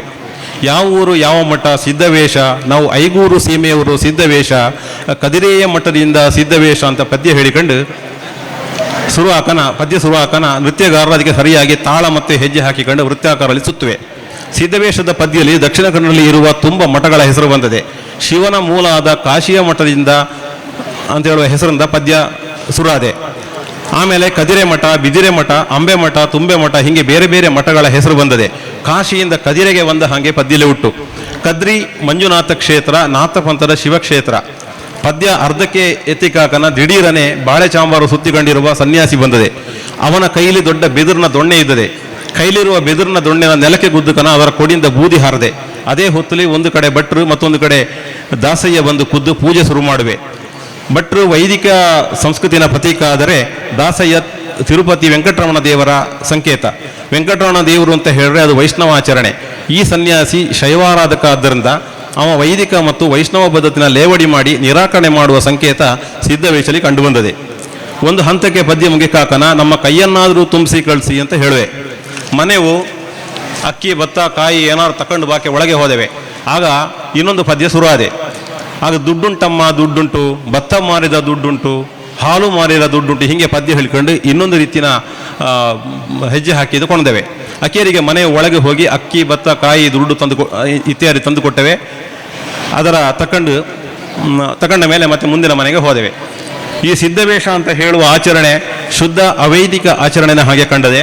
ಇದರಲ್ಲಿ ಲೈಂಗಿಕತೆ ಸಂಕೇತ ಮದ್ಯ ಮಾಂಸ ಎಲ್ಲ ಬಂದಿದೆ. ಇದು ಸುಳ್ಳಿಯಲ್ಲಿ ಈ ರೀತಿ ಇದ್ದರೆ ಬೆಳ್ತಂಗಡಿ ತಾಲೂಕಲ್ಲಿ ಪುರುಷರ ಕಟ್ಟುನ ಅಂತ ಹೇಳುವ ಹೆಸರಲ್ಲೇ ನಡೆದಿದೆ. ಬೆಳ್ತಂಗಡಿ ತಾಲೂಕಿನ ಧರ್ಮಸ್ಥಳದಲ್ಲಿ ಮಂಜುನಾಥ ದೇವರು ಇದ್ದರು. ಬೆಳ್ತಂಗಡಿನವು ಅಲ್ಲಿಗೆ ಹೋಗದೆ ಕದ್ರಿಗೆ ಹೋಗಿ ಅಲ್ಲಿನ ಮಂಜುನಾಥ ದೇವರಿಗೆ ಕೈ ಮುಗಿದು ಅಲ್ಲಿನ ಕೆರೆಯಲ್ಲಿ ಮೀದು ಬಂದು ಪುರುಷ ಕಟ್ಟುನ ಕಾರ್ಯ ಶುರು ಮಾಡುವೆ. ಮಂಜುನಾಥ ಈಶ್ವರ ದೇವರ ಇನ್ನೊಂದು ಹೆಸರು. ಇದು ನಾಥಪಂಥದ ಸಂಕೇತ. ಇಲ್ಲಿ ಸಹ ಶಿವನ ಆರಾಧನೆ ಮತ್ತು ವೈಷ್ಣವ ಪಂಥದ ನಿರಾಕರಣೆ ಕಂಡು ಬಂದಿದೆ ಬೆಳ್ತಂಗಡಿಯಲ್ಲಿ ಸಹ. ಇನ್ನೂ ಒಂದು ವಿಶೇಷ ಅಂತ ಹೇಳಿದ್ರೆ ಬುಡಕಂಟು ಜನಾಂಗದ ಸುಬ್ರಹ್ಮಣ್ಯದ ಆಸುಪಾಸಲ್ಲಿರುವ ಮಲೆಕುಡಿಯರು ಸಹ ಇದೇ ರೀತಿಯ ಸಿದ್ಧವೇಷದ ಕಾರ್ಯಕ್ರಮ ಮಾಡುವೆ. ಅಲ್ಲದೆ ಮರಾಠಿ ಬುಡಕಟ್ಟು ಜನಾಂಗದವು ಸಹ ಸಾಂತುಮಾರಿ ಅಂತ ಹೇಳುವ ಇದನ್ನೇ ಹೋಲುವ ಇನ್ನೊಂದು ನೃತ್ಯ ಕಾರ್ಯಕ್ರಮ ನಡೆಸಿಕೊಂಡು ಬಂದಳ. ಸಿದ್ಧವೇಷದ ಅಕೇರಿನ ದಿನ ಒಂದು ಹಳ್ಳದ ಕರೆಗೆ ಹೋಗಿ ಇಲ್ಲರೆ ಊರಿನ ಯಜಮಾನರು ಅಥವಾ ಊರುಗೌಡರ ಮನೆಯ ಅಂಗಳಲ್ಲಿ ವಿಶೇಷ ಅಡುಗೆ ಮಾಡಿ ಅವು ನಂಬಿಕೊಂಡು ಬಂದ ಶಕ್ತಿಗಳಿಗೆ ಅದರ ಇಕ್ಕಿ ಪುರುಷ ಪೂಜೆ ಮಾಡಿ ಪ್ರಾರ್ಥನೆ ಮಾಡಿ ಸಾಮೂಹಿಕ ಭೋಜನ ಮಾಡುವೆ. ಬಹುತೇಕ ಇದು ಪುರುಷ ಪ್ರಧಾನ ಆಚರಣೆ. ಮನೆಯಲ್ಲಿರುವ ಹೆಣ್ಮಕ್ಕ ನೃತ್ಯ ನೋಡಿಕೆ ಬಂದರೂ ತುಂಬ ದೂರಲ್ಲಿ ನಿಂತು ನೋಡ್ದಲ್ಲದೆ ಹಕ್ಕಲೆವಾದಲೆ ಬಂದರೆ ಈ ಸನ್ಯಾಸಿ ಉಪದ್ರ ಮಾಡದೆ ಅಂತ ಆಗಿರೋದು. ಸಿದ್ಧವೇಷದ ಸನ್ಯಾಸಿ ಭಟ್ರ ಹಕ್ಕಲೆ ಲಕ್ಕಡಿ ಪೂಜೆ ಮಾಡಬೇಕು ಅಂತ ಹೇಳ್ಕನ. ಭಟ್ಟ ಇದರಿಂದ ಏನಾಗ್ತದೆ ಅಂತ ಕೇಳಿದೆ. ಆಗ ಸನ್ಯಾಸಿ ಮಾಲೆ ಮಕ್ಕಳಾಗುತ್ತವೆ ಅಂತ ಹೇಳಿದೆ. ಶಿವ ಲಯಕರ್ತ ಅಂತ ಹೇಳೋದು ನಂಬಿಕೆ, ಆದರೆ ಇಲ್ಲಿ ಉಲ್ಟಾ ಆಗುಟ್ಟು. ಇಲ್ಲಿ ಇವು ನಂಬುವ ಶಿವ ಸೃಷ್ಟಿ ಕಾರ್ಯಕ್ಕೆ ಒತ್ತು ಕೊಟ್ಟದೆ. ಬಹುಶಃ ಇದು ಆಗನ ಒಂದು ಲೈಂಗಿಕ ಶಿಕ್ಷಣ ಕಾರ್ಯಾಗಾರ ಆಗಿರಿಗೂ ಸಾಕು. ಹಿಂದಿನ ಕಾಲದಲ್ಲಿ ಬಹುತೇಕ ಅವೈದಿಕ ಜನಪದ ಪರಿಶಿಷ್ಟ ಪದ್ಧತಿಗಳ ಆಚರಣೆ ಇದ್ದದ್ದು. ಜನಪದ ಆಚರಣೆಯಲ್ಲಿ ನಾವು ನಂಬುವ ಶಕ್ತಿಗಳಿಗೆ ಮದ್ಯ ಮಾಂಸದ ನೈವೇದ್ಯ ಅರ್ಪಣೆ ಮಾಡಿ ಆರಾಧನೆ ಮಾಡುವ ಕ್ರಮ ಇತ್ತು. ಶಿವ ಬುಡಕಟ್ಟು ಜನಪದಿ ಸಂಸ್ಕೃತಿನ ಸ್ವರೂಪದಂಗೆ ಕಂಡದೆ. ಶಿವನ ಮೈ ಮೇಲೆ ಚಿನ್ನಾಭರಣ, ರೇಷ್ಮೆ ಬಟ್ಟೆ ಇಂಥದ್ದು ಯಾವುದೂ ಇರುವುದಿಲ್ಲ. ಪ್ರಾಣಿಗಳ ಚರ್ಮ, ಹಾವು, ಭಸ್ಮ ಇದೆಲ್ಲ ಅವನ ಉಡುಗೆ. ಶಿವ ಹೆಂಡ ಕುಡಿತಿತ್ತು ಅಂತಲೂ ಜನಪದ ನಂಬಿಕೆ ಉಂಟು. ಇದೆಲ್ಲ ಜನಪದ ಸಂಸ್ಕೃತಿಯ ಪ್ರತಿಬಿಂಬ. ಹಾಗಾಗಿ ಶಿವ ಜನಪದ ಜನಾಂಗದ ಆರಾಧ್ಯ ದೈವ. ಚಂಡಿ, ಚಾಮುಂಡಿ, ಭೈರವ ಇದೆಲ್ಲ ಮದ್ಯ ಮಾಂಸದ ಮೂಲಕ ಆರಾಧಿಸುವ ಶಿವ ಸಂಬಂಧಿ ಶಕ್ತಿಗ. ಕುಕ್ಕೆ ಸುಬ್ರಹ್ಮಣ್ಯ, ಕುಲ್ಕುಂದ ಬಸವೇಶ್ವರ, ಮರಕತದ ದುರ್ಗಾ ಪರಮೇಶ್ವರಿ, ಹರಿಹರದ ಹರಿಹರೇಶ್ವರ, ಪಂಚಲಿಂಗೇಶ್ವರ, ಮಹಾಲಿಂಗೇಶ್ವರ ಇವೆಲ್ಲ ಸುಳ್ಳಿಲಿರುವ ಶಿವ ದೇವಸ್ಥಾನಗ. ಶಿವನ ಲಿಂಗ ರೂಪಲಿ ಆರಾಧನೆ ಮಾಡುವೆ. ಶಿವಲಿಂಗ, ಪಂಚಲಿಂಗೇಶ್ವರ, ಸಹಶಲಿಂಗೇಶ್ವರ ಇದೆಲ್ಲ ಶಿವದೇವರ ಇಂತಹ ದೇವಸ್ಥಾನಗಳು. ಅದೇ ರೀತಿಯಲ್ಲಿ ಸಿದ್ಧವೇಷದಲ್ಲಿ ಬರುವ ಸನ್ಯಾಸಿ ಸಹ ಲಿಂಗಸ್ವರೂಪಿ, ಲಿಂಗಧಾರಿಯಾಗಿ ಕಂಡುಬಂದಿದೆ. ಒಂದು ಕಾಲದಲ್ಲಿ ಶಿವನ ಆರಾಧನೆಯ ಪ್ರಮುಖ ಆಗಿದ್ದ ಈ ಜಾಗದಲ್ಲಿ ನಿಧಾನಕ್ಕೆ ವೈಷ್ಣವ ಮತ್ತು ವೈದಿಕ ಪದ್ಧತಿ ಬಾಕನ ಅದರ ನಿರಾಕರಿಸುವ ಒಂದು ಕ್ರಿಯೆಯಾಗಿ ಈ ಸಿದ್ಧವೇಷ ಕಂಡುಬಂದಿದೆ. ಆದರೆ ಇದರ ಮೂಲ ಸ್ವರೂಪ ಹೆಂಗಿತ್ತು ಮತ್ತು ಮೂಲ ಉದ್ದೇಶ ಏನಾಗಿತ್ತು ಅಂತ ಹೇಳಿಕೆ ಬಾರಲೆ. ಬೆಳ್ತಂಗಡಿಯಲ್ಲಿ ನಡುವ ಪುರುಷನ ಕಟ್ಟುವ ಅಂತ ಹೇಳುವ ಕಾರ್ಯಕ್ರಮಕ್ಕೂ ಹಿಂದೆ ಸುಳ್ಳಿಲಿದ್ದ ಸಿದ್ಧವೇಷದ ಕಾರ್ಯಕ್ರಮಕ್ಕೂ ಸಾಮ್ಯತೆ ಇತ್ತು ಅಂತ ಡಾಕ್ಟರ್ ಪುರುಷೋತ್ತಮ ಬಿಳಿಮಲೆ ಹೇಳುವೆ. 1970ರಲ್ಲಿ ಇದ್ದದ್ದು ಈಗ ಬದಲಾವಣೆ ಆಗುಟ್ಟು ಅಂತ ಅವು ಬರ್ದೋಳು. ಈಗ ಅದರಲ್ಲಿ ಮುಸ್ಲಿಂ ವೇಷಧಾರಿಗಳು ಕಲ್ಲಡ್ಕದ ಗೊಂಬೆ, ಕೀಲು ಕುದುರೆ, ಬೇರೆ ಬೇರೆ ರೀತಿಯ ವೇಷಗಳು ಸೇರಿಸಿಕೊಂಡೋಳು. ಮುಖ್ಯವಾಗಿ ಅವರ ಪುರುಷರ ಕಟ್ಟುನ ಕಾರ್ಯಕ್ರಮದಲ್ಲಿ ಕೊಡಮಾಣಿತ್ತಾಯ ದೈವ ಪ್ರಮುಖವಾಗಿ ಬಂದದೆ. ನಾಥಪಂಥದ ಕದ್ರಿ ಮಂಜುನಾಥ ದೇವರಿಗೆ ಸಂಬಂಧಪಟ್ಟ ಹಾಗೆ ಒಂದು ಐತಿಹ್ಯ ಉಂಟು. ಈ ಪುರುಷರ ಕಟ್ಟುನ ಆಚರಣೆ ಆ ಕಾರಣಕ್ಕಾಗಿ ನಡೆದ ಪ್ರತಿಭಟನೆಯ ರೂಪಲ್ಲಿ ಹುಟ್ಟು ಅಂತ ಸಂಶೋಧಕರು ಹೇಳುವೆ. ಅರೆಭಾಷೆ ಜನಾಂಗ ಗಟ್ಟ ಇಳಿದು ಬಾಕನ ಕುಕ್ಕೆ ಸುಬ್ರಹ್ಮಣ್ಯಲ್ಲಿ ಭಾರೀ ಸಂಖ್ಯೆಯಲ್ಲಿ ಮಲೆಕುಡಿಯ ಜನಾಂಗ ಇದ್ದು. ಅರೆಭಾಷೆ ಗೌಡ್ರು ಮತ್ತು ಮಲೆಕುಡಿಯರು ತುಂಬ ವರ್ಷಗಳ ಕಾಲ ಒಟ್ಟಿಗೆ ಬಾಳಿ ಬದುಕಿದವು. ಅವರೊಳಗೆ ಕೊಡುವ ತಕ್ಕಂಬ ಪ್ರಕ್ರಿಯೆ ನಡೆದುಟ್ಟು ಅಂತ ಕಂಡದೆ. ಹಾಗಾಗಿ ಎರಡು ಜನಾಂಗಗಳಲ್ಲಿ ಒಂದೇ ರೀತಿಯ ಬಳಿ ಪದ್ಧತಿ ಉಂಟು. ಒಟ್ಟಿಗೆ ಈ ಎರಡು ಜನಾಂಗಗಳಲ್ಲಿಯೂ ಒಂದೇ ರೀತಿಯ ಸಿದ್ಧವೇಷದ ಆಚರಣೆ ಸಹ ಕಂಡುಬಂದಿದೆ. ಜಾನಪದ ನೃತ್ಯ, ವಿಡಂಬನೆ, ಹಾಸ್ಯ, ಆರಾಧನೆ, ಪೂಜೆ, ಸಹಭೋಜನ ಹೀಗೆ ಇಡೀ ಊರಿನವರ ಒಟ್ಟು ಸೇರಿಸುವ ಒಂದು ಕಾರ್ಯಕ್ರಮ ಆಗಿ ಮೂಡಿಬಂದ ಈ ಸಿದ್ಧವೇಷ ಇಂದು ಅಳಿವಿನ ಅಂಚಿಗೆ ಬಂದು ನಿಂತುಟು. ಡಾಕ್ಟರ್ ವಿಶ್ವನಾಥ ಬದಿಕಾನ, ಡಾಕ್ಟರ್ ಸುಂದರ ಕೇನಾಜೆ, ಭರತೇಶ ಅಲಸಂಡೆ ಮಜಲು ಈ 3 ಜನ ಸೇರಿ ಒಂದು ಸಾಕ್ಷ್ಯಚಿತ್ರ ಮಾಡಿ ವಿಕಿಪೀಡಿಯಲ್ಲಿ ಶಾಶ್ವತ ದಾಖಲೆ ಮಾಡುವ ಪ್ರಯತ್ನ ಮಾಡಿಯೋಳು. ನೋಡಿ, ನಮ್ಮ ಕೊಡಗಿನ ಗೌಡ ಜನಾಂಗದವರ ಒಂದು ಹಬ್ಬ ಹರಿದಿನಗ ಹೆಂಗಿದ್ದದೆ ಅದರ ಬಗ್ಗೆ ತುಂಬ ಮಾತಾಡಿಕೆ ಹೋದ್ಲೆ. ಯಾಕೆ ಅಂತ ಹೇಳಿದ್ರೆ ಒಂದೊಂದು ವಿಚಾರ, ಒಂದೊಂದು ಹಬ್ಬನ ಮಾತಾಡ್ರು ಕೂಡ ಒಂದೊಂದು ಸೆಮಿನಾರ್ ಪೇಪರ್ಗಳನ್ನು ಮಾಡೋಕ್ಕೆ 1 ಗಂಟೆಗಳ ಕಾಲ ಮಾತನಾಡೋಕ್ಕೆ ಅದನ್ನು ಸಾಧ್ಯವಾದಷ್ಟು ಕಟ್ ಮತ್ತು ಶಾರ್ಟ್ ಮಾಡಿ ನಿಮಗೆ ಹೇಳುವಂತಹ ಪ್ರಯತ್ನವನ್ನು ನಾನು ಮಾಡಿದೆ. ಕೊಡಗಿನ ಗೌಡ ಜನಾಂಗದವು ಧರ್ಮ, ದೇವರು, ದೈವಗಳ ಬಗ್ಗೆ ಅಪಾರವಾದಂತಹ ನಂಬಿಕೆಯನ್ನು ಇಟ್ಟುಕೊಂಡು ನಾವೆಲ್ಲ ಬದುಕುತ್ತವಳು.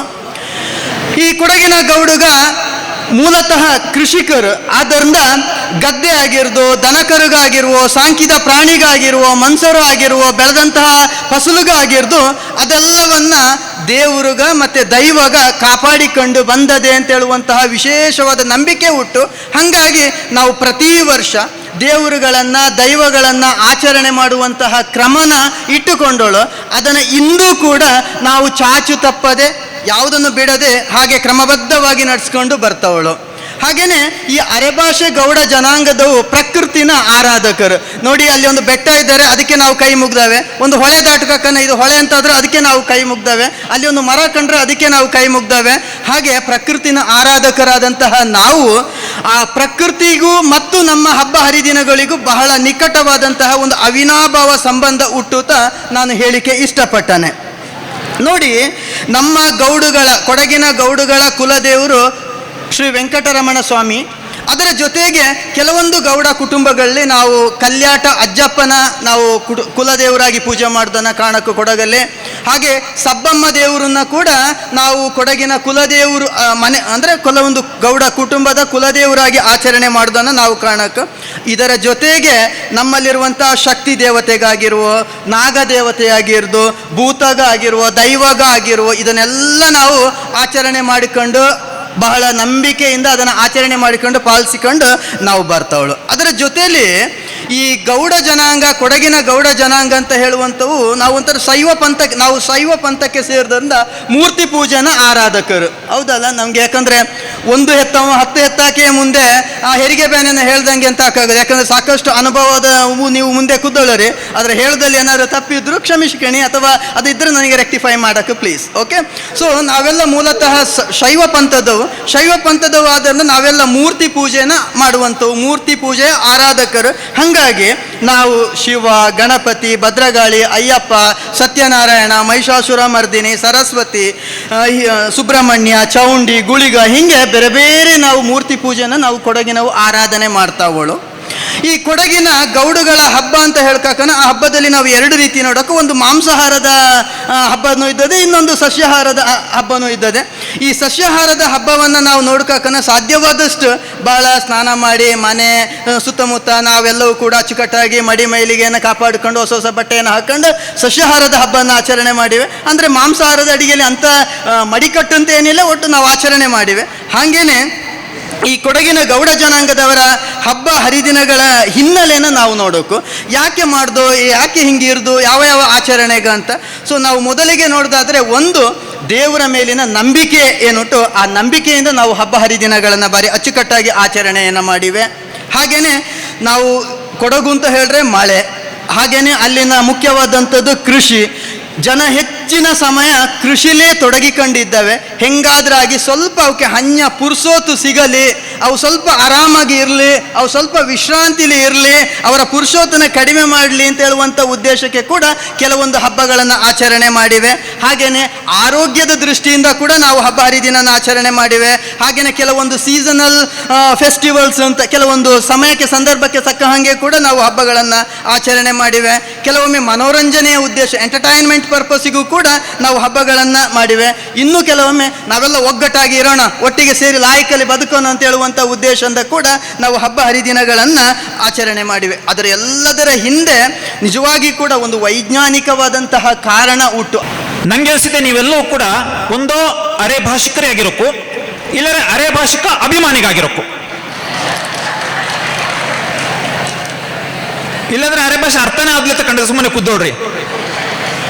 ಇಲ್ಲ, ಅರೆ ಭಾಷೆಯ ಪ್ರಭಾವ ನಿಮ್ಮ ಮೇಲೆ ಉಂಟು. ಇದು ಅರೆ ಭಾಷೆ ಏರಿಯಾ. ಇದು ಈ ಅರೆ ಭಾಷೆ ಏರಿಯಲ್ಲಿದ್ದರೆ ಮಾತ್ರ ಈ ರೀತಿಯ ತಾಳ್ಮೆ ಗುಣ ಇರಕ್ಕೆ ಸಾಧ್ಯ. ಯಾಕೆಂದ್ರೆ ಅದು ಅರೆ ಭಾಷೆ ಸಂಸ್ಕೃತಿ. ಅದು ತಾಳ್ಮೆಯಿಂದ ಒಂದು ಸಭಾ ಕಾರ್ಯಕ್ರಮದ ಗೌರವನ ಹೆಚ್ಚಿಸೋದು ಅರೆ ಭಾಷೆ ಸಂಸ್ಕೃತಿ. ಆ ಸಂಸ್ಕೃತಿ ನಿಮ್ಮಲ್ಲಿಟ್ಟು ಅದಕ್ಕೆ ನೀವು ಕುದ್ದೋಳ್ರಿ.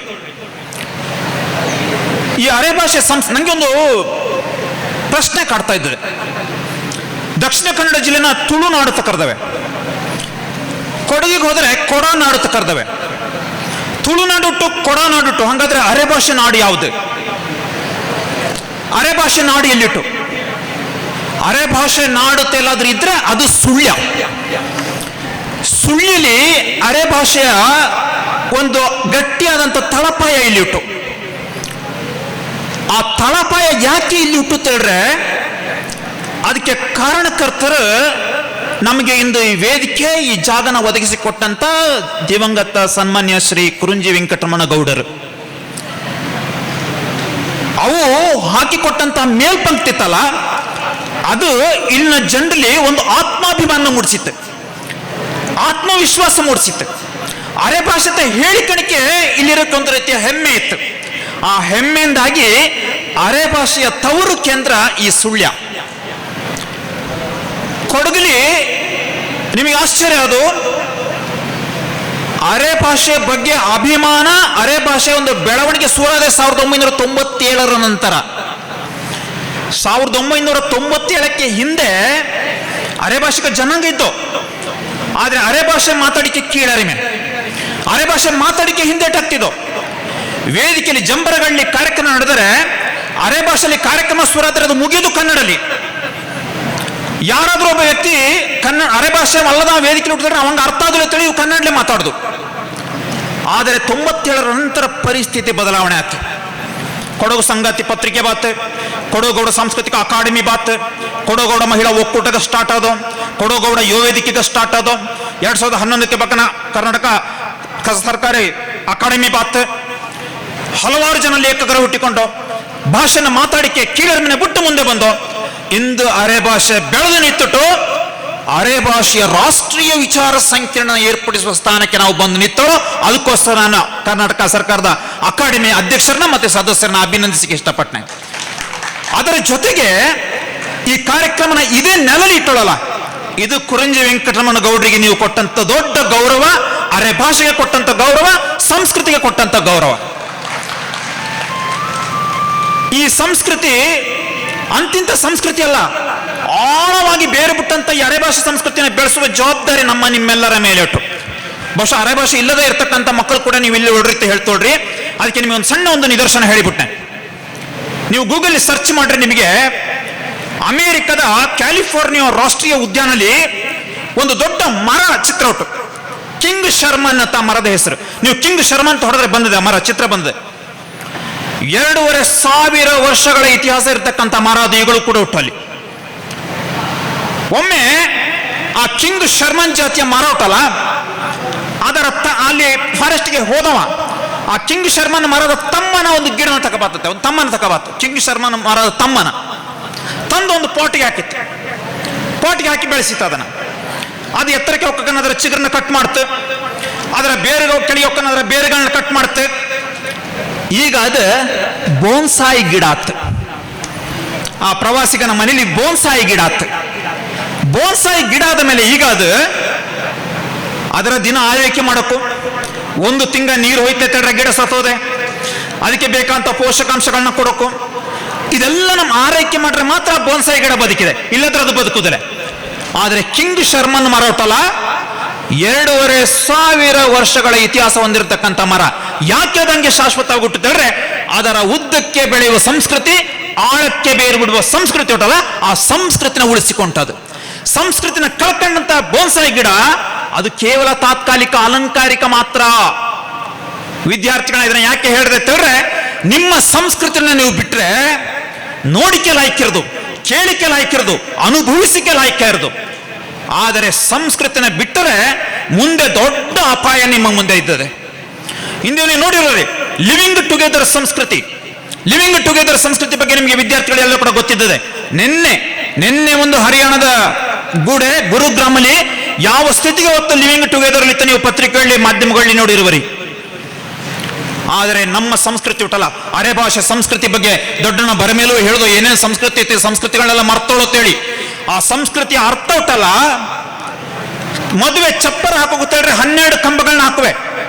ಮದುವೆ ಚಪ್ಪರ ಹಾಕೋತೇಳ್ರೆ ಮನೆ ಮುಂಭಾಗಲಿ 12 ಕಂಬಗ. ಆ 12 ಕಂಬಗಳಲ್ಲಿ 4 ಕಂಬಗ ಮಧ್ಯಲಿದ್ದವಲ್ಲ, ಆ 4 ಕಂಬಗಳಿಗೆ ಒಂದೊಂದು ಅರ್ಥ ಉಂಟು. ಒಂದು ಕಂಬ ಹಾಲು ಬರ್ತಕ್ಕಂಥ ಕಂಬನ ಹಾಕುವೆ, ಆ ಕಂಬಕ್ಕೆ ಗಣಪತಿನ ಕಂಬ ಪ್ರತಿನಿಧಿಸಿದೆ. ಉಳಿದ 3 ಕಂಬಗ ಬ್ರಹ್ಮ ವಿಷ್ಣು ಮಹೇಶ್ವರ, ಬ್ರಹ್ಮ ವಿಷ್ಣು ಮಹೇಶ್ವರನ ಪ್ರತಿನಿಧಿಸ್ತಕ್ಕಂಥ ಕಂಬಗ. ಆ 4 ಕಂಬಗಳ ಮಧ್ಯೆ ಜಾಗ ಉಂಟಲ್ಲ, ಅದನ್ನ ದೇವಸಭೆ ಅಂತ ಕರೆಯೋದು. ಆ ಚಪ್ಪರ ಉಂಟಲ್ಲ, ಚಪ್ಪರಕ್ಕೆ ಸೀತಾವಳಿ ಚಪ್ಪರ ತಳಿ ಕರೆಯೋದು. ಯಾವುದೇ ಒಂದು ಕಾರ್ಬಾರು ಮದುವೆ ಜಂಬರ ನಡೆಯಕ್ಕೆ ಹೇಳಿದ್ರೆ ಅಲ್ಲಿ ನಿಂತಂತ ಮದುವೆ ನಡೆಸ್ತಕ್ಕಂಥ ಮುಖ್ಯಸ್ಥರು ಹೇಳುವೆ, 10 ಕುಟುಂಬ 18 ಗೋತ್ರದ ಕುಲಸ್ಥರ ದೇವ ಸಂಗಡ ಸಭೆ ಕೇಳಿ, ದೇವ ಸಂಗಡ ಸಭೆ ಕೇಳಿ ಮದುವೆ ನಡೆಸುವಂಥದ್ದು. ಅಂದರೆ ದೇವತೆಗಳ ಸಾಕ್ಷಿಯಾಗಿ ಪವಿತ್ರ ಮದುವೆ ಕಾರ್ಯಕ್ರಮ ನಡೆಸುವಂಥದ್ದು. ಆ ಮದುವೆಗ ಇಂದು ಶಾಶ್ವತವಾಗಿ ಉಳಿತೋಳೋ, ಹಿಂದೆ ಆ ಚಪ್ಪರದಲ್ಲಿ ನಡೆದಂತ ಮದುವೆಗ ಶಾಶ್ವತವಾಗಿದ್ದು, ಇಂದು ನಡೀತಕ್ಕಂಥ ಮದುವೆಗ ಏನಾಗ್ತೋಡ್ತದ ನೀವು ನೋಡೋಕು. ಹಿಂದೆ ಒಂದು ಡೈವರ್ಸ್ ಆಗ್ಬಿಟ್ರೆ ನಮಗೆ ಆಶ್ಚರ್ಯ ಆಗ್ತಿತ್ತು, ಇಂದು ಡೈವರ್ಸ್ ಆಗದೆ ಜೊತೆ ನೋಡ್ತೋಡ್ರೆ ಆಶ್ಚರ್ಯ ಪಡ್ತಕ್ಕಂಥ ಸ್ಥಿತಿ. ಸಂಸ್ಕೃತಿ ಬಿಟ್ಟರೆ ಏನಾದೆ ತಿಳಿದಕ್ಕೆ ಇದು ಉದಾಹರಣೆ. ಅರೆ ಭಾಷಿಕ ಸಂಸ್ಕೃತಿ ಇರತಕ್ಕಂಥ ಮದುವೆ ಪದ್ಧತಿ ಉಂಟಲ್ಲ, ಆ ಪದ್ಧತಿ ಇರತಕ್ಕಂಥ ಹಿನ್ನೆಲೆ ಉಂಟಲ್ಲ, ಅದನ್ನ ಅರ್ಥ ಮಾಡಿಕೊಂಡು ಬಿಟ್ರೆ, ಆ ಸಂಸ್ಕೃತಿನ ಮುಂದುವರಿಸಿದ್ರೆ ನಮ್ಮ ಇಡೀ ಜೀವನ ಗಟ್ಟಿಯಾಕೆ ಸಾಧ್ಯ ಅದೆ. ಅದೇ ಮದುವೆ ಪದ್ಧತಿಲಿ ಹೆಣ್ಣಿನ ಕಡೆಯೋಕೆ ತೆರವಿನ ಹಣ ಕೊಡ್ತಕ್ಕಂಥ ಒಂದು ಪದ್ಧತಿ ಉಂಟು. 6 ಕಾಲು ರೂಪಾಯಿನ ತೆರವಿನ ಹಣ ಕೊಡುವಂಥದ್ದು. ಇಂದೆಲ್ಲ ನಾವು ನೋಡ್ವೆ ವರದಕ್ಷಿಣೆ ಪದ್ಧತಿ ಅಂತ ಕೆಟ್ಟ ಪದ್ಧತಿಯಿಂದ ಸಮಾಜನ ಹಾಳು ಮಾಡ್ತಾ ಉಂಟು. ಆ ವರದಕ್ಷಿಣೆ ನಿಷೇಧ ಮಾಡ್ಕೊತ ಹೇಳಿವೆ. ಆದರೆ ಅರೆಭಾಷಿಕ ಸಂಸ್ಕೃತಿಲಿ ವರದಕ್ಷಿಣೆ ಪದ್ಧತಿ ಇತ್ಲೆ ಗಂಡಿನ ಮನೆಯು ಹೆಣ್ಣಿನ ಕಡೆಯೋಕೆ 6 ಕಾಲು ರೂಪಾಯಿನ ತೆರವಿನ ಹಣ ತಳಿ ಕೊಡ್ತಾ ಇದ್ದು. ಅದು ಯಾವ ತಡ್ರೆ 18 ಗೋತ್ರಕ್ಕಿರ್ತಕ್ಕಂಥ ಖರ್ಚು, ವಿಳ್ಯದ ಖರ್ಚು, ಆಮೇಲೆ ಆರತಿ ಖರ್ಚು, ಬೀಡು ಖರ್ಚು, ಮದುವೆ ಖರ್ಚಿಗೋಸ್ಕರ ಕೊಡ್ತಕ್ಕಂಥ ತೆರವಿನ ಹಣ.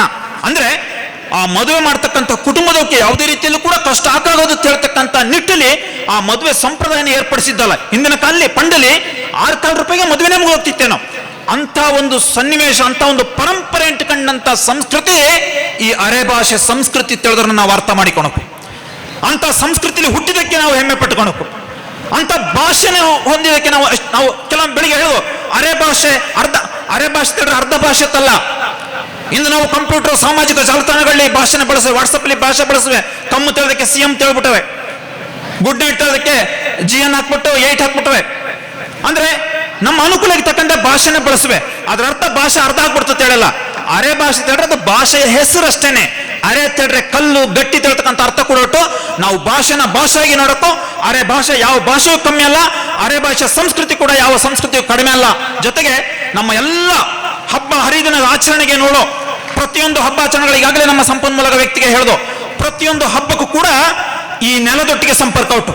ಪ್ರತಿಯೊಂದು ಹಬ್ಬಕ್ಕೂ ಕೂಡ ಈ ಪ್ರಕೃತಿಯೊಟ್ಟಿಗೆ ಸಂಪರ್ಕ ಉಂಟು. ಪ್ರತಿಯೊಂದು ಹಬ್ಬಕ್ಕೂ ಕೂಡ ನಮ್ಮ ಪರಿಸರದೊಟ್ಟಿಗೆ ಸಂಪರ್ಕ ಉಂಟು. ಹಾಗಾಗಿ ಈ ನೆಲ, ಜಲ, ಪರಿಸರ ಇದಕ್ಕೆ ಸಂಪರ್ಕ ಇರ್ತಕ್ಕಂಥ ಹಬ್ಬಗಳನ್ನ ಆಚರಿಸಿಕೊಂಡ್ರೆ ಮಾತ್ರ ನಾವು ಶಾಶ್ವತವಾಗಿ ಬದುಕಿಗೆ ಸಾಧ್ಯ ಉಂಟು. ಇಡೀ ನಮ್ಮ ಮನುಕುಲಕ್ಕಿರ್ತಕ್ಕಂಥ ಇದು ಒಂದೇ ಭೂಮಿ, ಇದು ಒಂದೇ ಭೂಮಿ. ಹಾಗಾಗಿ ನಾವು ಈ ಭೂಮಿನ ಗೌರವಿಸುವೆ, ಭೂಮಿನ ಪೂಜಿಸುವ ಹಬ್ಬನೇ ಕಿಡ್ಡಾಸ ಹಬ್ಬ ಅಂತ ಹೇಳ್ದು. ಭೂಮಿಲಿ ಬೆಳೀತಕ್ಕಂಥ ಧಾನ್ಯಗಳನ್ನ ಬೆಳೆಸಿ ಅಲ್ಲಿ ನಾವು ಸಂತೋಷನ ಆಚರಿಸುವಲ್ಲ, ಅದೇ ಕೈ ಮುರಿತ ಹಬ್ಬ ಅಂತ ಹೇಳ್ದು. ಭೂಮಿ ತಾಯಿ ಫಲ ಕೊಡ್ತಕ್ಕಂಥ ಫಲನ ಮನೆಗೆ ತರ್ತಕ್ಕಂಥ ಸುಗ್ಗಿ ಹಬ್ಬಟ್ಟು ಅದನ್ನೇ ಹುತ್ತರಿ ಹಬ್ಬ ತಳಿ ಆಚರಣೆ ಮಾಡುವೆ. ವರ್ಷ ಆರಂಭ ಆಗ್ತಕ್ಕಂಥ ಹೊಸ ದಿನ ನಾವು ಯುಗಾದಿ ಹಬ್ಬ ತಳಿ ಆಚರಣೆ ಮಾಡುವೆ. ಪ್ರತಿಯೊಂದು ಹಬ್ಬಕ್ಕೂ ಇಲ್ಲಿನ ಪರಿಸರಕ್ಕೂ ಇಲ್ಲಿನ ಭೂಮಿಗೂ ಸಂಬಂಧ ಇರ್ತದೆ ನಾವು ನೋಡಕ್ಕೂ ಕಾಂಡವೇ. ಹಾಗಾಗಿ ಹಬ್ಬ ಹರಿದಿನಗಳ ಮೂಲಕ ನಾವು ಈ ಭೂಮಿನ ಗೌರವಿಸುವೆ, ಇಲ್ಲಿರುವ ಜಲನ ಗೌರವಿಸುವೆ, ಇಲ್ಲಿನ ಎಲ್ಲ ಪ್ರಾಣಿ ಪಕ್ಷಿಗಳನ್ನ ನಾವು ಗೌರವಿಸುವೆ. ಆ ಗೌರವಿಸುವ ಮೂಲಕ ನಾವು ಈ ಪರಿಸರ, ನಮ್ಮ ಸುತ್ತಮುತ್ತಲ ಎಲ್ಲ ವರ್ಗಗಳಿಗೂ ಕೂಡ ನಾವು ಕೊಡುಗೆಗಳನ್ನ ಕೊಡ್ತಕ್ಕಂಥ ನಾವು ಕಾಣಬೇಕು. ಬೆಳಿಗ್ಗೆ ನಾನು ಹಲವಾರು ವಿಚಾರಗೋಷ್ಠಿಗಳನ್ನ ಕೇಳಿದೆ. ಅರೆಭಾಷಿಕ ಜನಾಂಗ ತೆಗೆದ್ರೆ ಕೇವಲ ಜನಾಂಗ ಮಾತ್ರ ಅಲ್ಲ, ವಸುದೈವ ಕುಟುಂಬಕಂ ಅನ್ನತಕ್ಕಂಥ ಪರಿಕಲ್ಪನೆ ಹೊಂದಿರತಕ್ಕಂಥ ನಾವು ಅರೆಭಾಷಿಕ ಜನಾಂಗದ ಪ್ರತಿಯೊಂದು ಕಾರ್ಯಕ್ರಮದಲ್ಲಿ ಒಬ್ಬ ಕ್ಷೌರಿಕನ್ ಕೆಲಸ ಇರ್ತದೆ, ಒಬ್ಬ ಮಡಿವಾಳನ್ ಕೆಲಸ ಇರ್ತದೆ, ಒಬ್ಬ ಒಳಗರವನ್ ಕೆಲಸ ಇರ್ತದೆ, ಒಬ್ಬ ಅಗಸನ್ ಕೆಲಸ ಇರ್ತದೆ. ಪ್ರತಿಯೊಬ್ಬನ್ ಕೂಡ ಕೆಲಸ ಇರ್ತದೆ. ಪ್ರತಿಯೊಬ್ಬನ್ ಕೂಡ ಕೊಡುಗೆ ಕೊಟ್ಟು ಅವರನ್ನ ಕರೆಸಿ ಅವರ ಸಮ್ಮುಖದಲ್ಲಿ ನಾವು ಮಾಡ್ತಕ್ಕಂಥ ಕಾರ್ಯಕ್ರಮ ಉಂಟಲ್ಲ, ಇದು ಇಡೀ ಸಮಾಜಕ್ಕೆ, ಇಡೀ ದೇಶಕ್ಕೆ ಮಾದರಿ ಆಗ್ತಕ್ಕಂಥ ಕಾರ್ಯಕ್ರಮ. ಇದೇ ವಸುದೈವ ಕುಟುಂಬಕಂ ಅಂತ ಹೇಳ್ತಕ್ಕಂಥ ಪರಿಕಲ್ಪನೆ. ಈ ಪರಿಕಲ್ಪನೆ ನಮ್ಮ ಅರೆಭಾಷೆ ಸಂಸ್ಕೃತಿಯಲ್ಲಿ ಹುಟ್ಟುತ್ತಿಳದೆ ನಾವೆಲ್ಲೂ ಕೂಡ ಹೆಮ್ಮೆ ಪಟ್ಕೊಳ್ತಕ್ಕಂಥ ವಿಚಾರ ಹೇಳ್ತಕ್ಕಂಥ ಮಾತನ್ನ ಈ ಸಂದರ್ಭದಲ್ಲಿ ಹೇಳ್ತಾ, ಇಂಥ ಅದ್ಭುತವಾದಂತ ಒಂದು ಸಂಸ್ಕೃತಿನ ಹೊಂದಿರೋದಕ್ಕೆ ನಾವೆಲ್ಲವೂ ಕೂಡ ಕೀಳರಿಮೆ ಬಿಟ್ಟು ಹೆಮ್ಮೆಯಿಂದ ನಮ್ಮ ಸಂಸ್ಕೃತಿ, ಆಚಾರ, ವಿಚಾರಗಳನ್ನ ಎಷ್ಟು ಸಾಧ್ಯ ಇದೆ ಅಷ್ಟು ಎಲ್ಲವನ್ನೂ ಕೂಡ ಮುಂದುವರ್ಸ್ಕೊಂಡು ಹೋಗ್ತೇವೆ. ಆದ್ರೆ ಕಾಲ ಬಂದಂಗೆ ನಾವು ಕೋಲನ್ನು ಕೂಡ ಕಟ್ಟಿಕಾದೆ. ಹಾಗಾಗಿ ಪರಿಸ್ಥಿತಿಗೆ ತಕ್ಕಂತೆ ನಮ್ಮ ಸಂಸ್ಕೃತಿಯನ್ನ ಪರಿಸ್ತಕ್ಕಂತೆ ಕೆಲವೊಂದು ಮಾರ್ಪಾಡುಗಳನ್ನ, ಕೆಲವೊಂದು ಬದಲಾವಣೆಗಳನ್ನ ಮಾಡಿಕೊಂಡು ನಮ್ಮ ಎಲ್ಲಕ್ಕಿಂತ ಮುಖ್ಯವಾಗಿ ಸಂಸ್ಕೃತಿ ಜೊತೆಯಲ್ಲಿ ಭಾಷೆ. ನಾ ಮೊನ್ನೆ ಎಲ್ಲೊಂದು ಮಾತೃಭಾಷಾ ದಿನಾಚರಣೆ ಕಾರ್ಯಕ್ರಮಕ್ಕೆ ಹೋಗಿದ್ದೆ. ಜಗತ್ತಲ್ಲಿ 7159 ಭಾಷೆಗಳು ಅಂತೆ ಜಗತ್ತಲ್ಲಿರೋದು. ಒಂದು ಆಶ್ಚರ್ಯ ಹೇಳ್ರೆ, ನೀವು ಇದರಲ್ಲಿ ಗೂಗಲ್ ಸರ್ಚ್ ಮಾಡಿದ್ರೆ ಗೊತ್ತದೆ. ಜಗತ್ತಲ್ಲಿರೋದು ಭಾಷೆಗಳು ಎಷ್ಟು ಹೇಳ್ರೆ 7159. ಭಾರತದಲ್ಲಿ ಭಾಷೆಗೆ ಎಷ್ಟು ಹೇಳ್ತಾರೆ 19565. ಆಶ್ಚರ್ಯ ಅದು. ಯಾಕೆ ಜಗತ್ತಿಗಿಂತ ಭಾರತ ಜಗತ್ತೊಳಗಿರೋದು, ಅದಂಗೆ ಭಾರತದಲ್ಲಿ ಅದಕ್ಕಿಂತ ಜಾಸ್ತಿ ಭಾಷೆಗಳು ಅಂತೇಳಿ. ಭಾರತದಲ್ಲಿ ಏನಾಗ್ತಂದ್ರೆ 30 ಕಿಲೋಮೀಟರ್ ಹೋಗ್ತಾನೆ ಆ ಭಾಷೆಯಲ್ಲಿ ಬದಲಾವಣೆ ಇದೆ, ಕನ್ನಡಲ್ಲೇ ಬದಲಾವಣೆ. ನಾವು ಕೊಡಗಿಗೆ ಹೋದರೆ ಕನ್ನಡಲೇ, ದಕ್ಷಿಣ ಕನ್ನಡ ಜಿಲ್ಲೆ ಮಾತಾಡ್ತಕ್ಕಂಥ ಕನ್ನಡ, ಕೊಡಗಿ ಹೋಗಿ ಕನ್ನಡ ಬೇರೆ ಆಗಿದ್ದೆ, ಮೈಸೂರು ಹೋಗೋಣ ಕನ್ನಡ ಬೇರೆ ಆಗಿದ್ದೆ, ಚಾಮರಾಜನಗರ ಹೋಗೋಣ ಕನ್ನಡ ಬೇರೆ, ಮಂಡ್ಯಕ್ಕೆ ಹೋಗೋಣ ಕನ್ನಡ ಬೇರೆ. ಅಂದ್ರೆ ಭಾಷೆಯಲ್ಲಿ ಎಷ್ಟೊಂದು ವೈವಿಧ್ಯತೆ ಉಂಟು. ಹಂಗಿರ್ಕಟ್ಟನ ತುಳುನಾಡಿನ ಅರೆಭಾಷೆ ಸಂಸ್ಕೃತಿಗೂ ಕೊಡಗಿನ ಅರೆಭಾಷೆ ಸಂಸ್ಕೃತಿಗೂ ಸಣ್ಣ ವ್ಯತ್ಯಾಸ ಇದ್ದರೆ ಅದನ್ನ ನಾವು ದೊಡ್ಡದು ಮಾಡುವ ಅವಶ್ಯಕತೆ ಇಲ್ಲ. ನಾವೆಲ್ಲರೂ ಕೂಡ ಅರೆ ಭಾಷಿಕರು ತಿಳ್ತಕ್ಕಂಥ ಹೆಮ್ಮೆನ ಬೆಳೆಸ್ಕೊಳೋ, ಅರೆ ಭಾಷೆನ ಉಳಿಸೋಣ, ಬೆಳೆಸೋಣ, ಆ ಶ್ರೇಷ್ಠ ಸಂಸ್ಕೃತಿನ ನಾವು ಮುಂದಿನ ಪೀಳಿಗೆಗೆ ತಗೊಂಡು ಹೋಗ್ತಿರ್ತಕ್ಕಂಥ ಮಾತನ್ನ ಈ ಸಂದರ್ಭದಲ್ಲಿ ಹೇಳ್ತಾ, ವೇದಿಕೆಯಲ್ಲಿ ಈ ವಿಚಾರಗೋಷ್ಠಿಯಲ್ಲಿ ಇರ್ತಕ್ಕಂಥ 3 ಜನ ಸಂಪನ್ಮೂಲ ವ್ಯಕ್ತಿ ಕೂಡ ಬಹಳ ಅತ್ಯದ್ಭುತವಾಗಿ ತಮ್ಮ ವಹಿಸಿರ್ತಕ್ಕಂಥ ಕಾರ್ಯ ನಿರ್ವಹಿಸೋ ಅವಕ್ಕೆ ಕೂಡ ಅಭಿನಂದನೆಗಳನ್ನ ಹೇಳ್ತಾ, ಇಂಥ ಒಂದು ಭವ್ಯವಾದಂಥ ಒಂದು ಕಾರ್ಯಕ್ರಮಕ್ಕೆ ನನ್ನನ್ನು ಕರೆಸಿ ನಂಗೆ ಒಂದೆರಡು ಮಾತುಗಳನ್ನ ಆಡಿಕೆ ಅವಕಾಶ ಮಾಡಿಕೊಟ್ಟಂತ ಕರ್ನಾಟಕ ಅರೆಭಾಷೆ ಸಂಸ್ಕೃತಿ ಮತ್ತೆ ಸಾಹಿತ್ಯ ಅಕಾಡೆಮಿಯ ಅಧ್ಯಕ್ಷರಿಗೆ ಮತ್ತೆ ಸಂಚಾಲಕ ಅಂತ ಚಂದ್ರಶೇಖರ್ ಪೆರರ್ಗೆ ಮತ್ತೆ ಎಲ್ಲ ಸದಸ್ಯರಿಗೆ ವಂದಿಸಿಕೊಂಡು ನನ್ನ ಮಾತನ್ನು ಮುಗಿಸ್ತೇನೆ. ಧನ್ಯವಾದಗಳು. ಇಂದು ಇಲ್ಲಿ ಬಹಳಷ್ಟು ವಿದ್ಯಾರ್ಥಿಗ ಬೆಳಗಿಂದ ಬಂದು ಇಷ್ಟೊತ್ತು ಖುದ್ದು ಪುರ್ಸೊತ್ತಲ್ಲಿ ಈ ಒಂದು ವಿಚಾರ ಸಂಕಿರಣದಲ್ಲಿ ನೀವು ಭಾಗವಹಿಸೋಳ್ರಿ, ಹಲವಾರು ವಿಚಾರಗಳನ್ನ ನೀವು ತಿಳ್ಕೊಂಡೋಳ್ರಿ.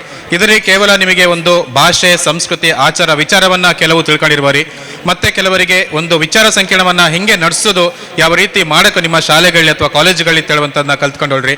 ಮತ್ತೆ ಯಾವ ರೀತಿಯ ಒಂದು ವೇದಿಕೆ ಮೇಲೆ ನಿಂತು ಪ್ರೆಸೆಂಟೇಷನ್ನ ಮಾಡುವೆ ಇಲ್ಲಿ ಸಂಪನ್ಮೂಲ ವ್ಯಕ್ತಿಗ, ಇಂಥ ಒಂದಷ್ಟು ವಿಚಾರಗ ಇಂದು ನಿಮಗೆ ತಿಳುವಳಿಕೆಗೆ ಬಂದಿರೋದು. ಮತ್ತೆ ನಾನು ಯಾಕೆ ಈ ವಿಚಾರನ ಹೇಳ್ತಾಳೆ ಹೇಳಿದ್ರೆ, 2002ನೇ ಇಸ್ವಿಯಲ್ಲಿ ಇದೇ ಕುರುಂಜಿ ಇವರ ಕಡೆಯಿಂದ ಮಡಿಕೇರಿಯಲ್ಲಿ ಕ್ರಿಕೆಟ್ ಅನ್ನ ಆಯೋಜಿಸಿದ. ನಮ್ಮ ಕುಟುಂಬವಾರು ಕ್ರಿಕೆಟ್ ನಡೀತಾ ಇತ್ತು. ಆಗ ಹೆಂಗೆ ಹೇಳಿದ್ರೆ, ಈ ತರದ ಒಂದು ಟೆಕ್ನಿಕಲ್ ಟೀಮ್ ಇತ್ತು, ಯಾರು ಪುರ್ಸೋತಿದ್ದೋ ಅವು ಬಂದು ಕಮೆಂಟ್ರಿ ಮಾಡ್ತಾ ಇದ್ದು. ಆಗ ಪಟ್ಟಣ ಶಿವಕುಮಾರ್ ಅವೆಲ್ಲ ಒಂದು ಕಂಚಿನ ಕಂಠದ ಕಮೆಂಟ್ರಿ ಮಾಡ್ತಿದ್ದೋ ಅಲ್ಲ, ಅವಕ್ಕೆ ಹೋಗು. ಹಂಗಾಗಿ ನಾ ಹಿಂದೆ ಕೂತಿದ್ದೆ, ಅಣ್ಣನ ಹತ್ರ ಕೇಳಿದೆ, ಅಲ್ಲ ಎಂತ ಮಾಡಕತ್ತ, ಇವು ಸೀದಾ ಮೈಕನ್ನ ಕೈಗೆ ಇಟ್ಟದು, ಇವು ಕಾಲೇಜಿಗೆ ಹೋಗಿ ಆಯ್ತು, ನಮ್ಮ ಕೈ ದೊರಕ್ತೊಟ್ಟು ಎಂತ ಮಾಡುದು ಅಂತೇಳಿ. ಮತ್ತೆ ಅಲ್ಲಿದ್ದ ಹೇಳಿದು, ಪರವಾಗಿಲ್ಲ ನೀ ಸ್ಕೋರ್ ಹೇಳ್ತಾ ಹೋಗು, ಇದು ಮಾಡ್ತಾ ಹೋಗು ಅಂತೇಳಿ. ಹಾಗೆ ನಿಧಾನಕ್ಕೆ ಮೈಕ್ ಹಿಡಿದು ಏನು ಶುರು ಮಾಡ್ದು, ಇಂದುವರೆಗೆ ನನ್ನ ತಂದು ನಿಲ್ಲಿಸಿಟ್ಟು. ಹಾಗಾಗಿ ಶಿವಕುಮಾರ್ ಕೂಡ ಈ ಒಂದು ಕಾರಣ ಆತರು. ಮತ್ತೆ ಇದೇ KVGಯ ಕ್ರಿಕೆಟ್ ಹಬ್ಬ ಕೂಡ ಆಗುತ್ತೆ. ಯಾಕೆಂತ ಹೇಳಿದ್ರೆ, ಅವಕಾಶ ನಮಗೆ ಹೆಂಗೆ ಹುಡುಕಿ ಕೊಟ್ಟದೆ, ಯಾವ ರೀತಿ ಯಾವ ಸಂದರ್ಭದಲ್ಲಿ ಕೊಟ್ಟರೆ ಅಂತ ಹೇಳಿ ಕಾಲೆ ಅದನ್ನು ನಾವು ಯಾವ ರೀತಿ ಸದುಪಯೋಗ ಪಡಿಸಿಕೊಂಡವೆ, ಅದು ನಮ್ಮ ಜೀವನಕ್ಕೆ ಮಾದರಿಯಾದ. ಇದೆಲ್ಲಕ್ಕೊಂದು ಪಾಠ ಆಗಿರಲಿತ್ತ ಮತ್ತೊಮ್ಮೆ ಹೇಳ್ಕೊಂಡ್ರೆ.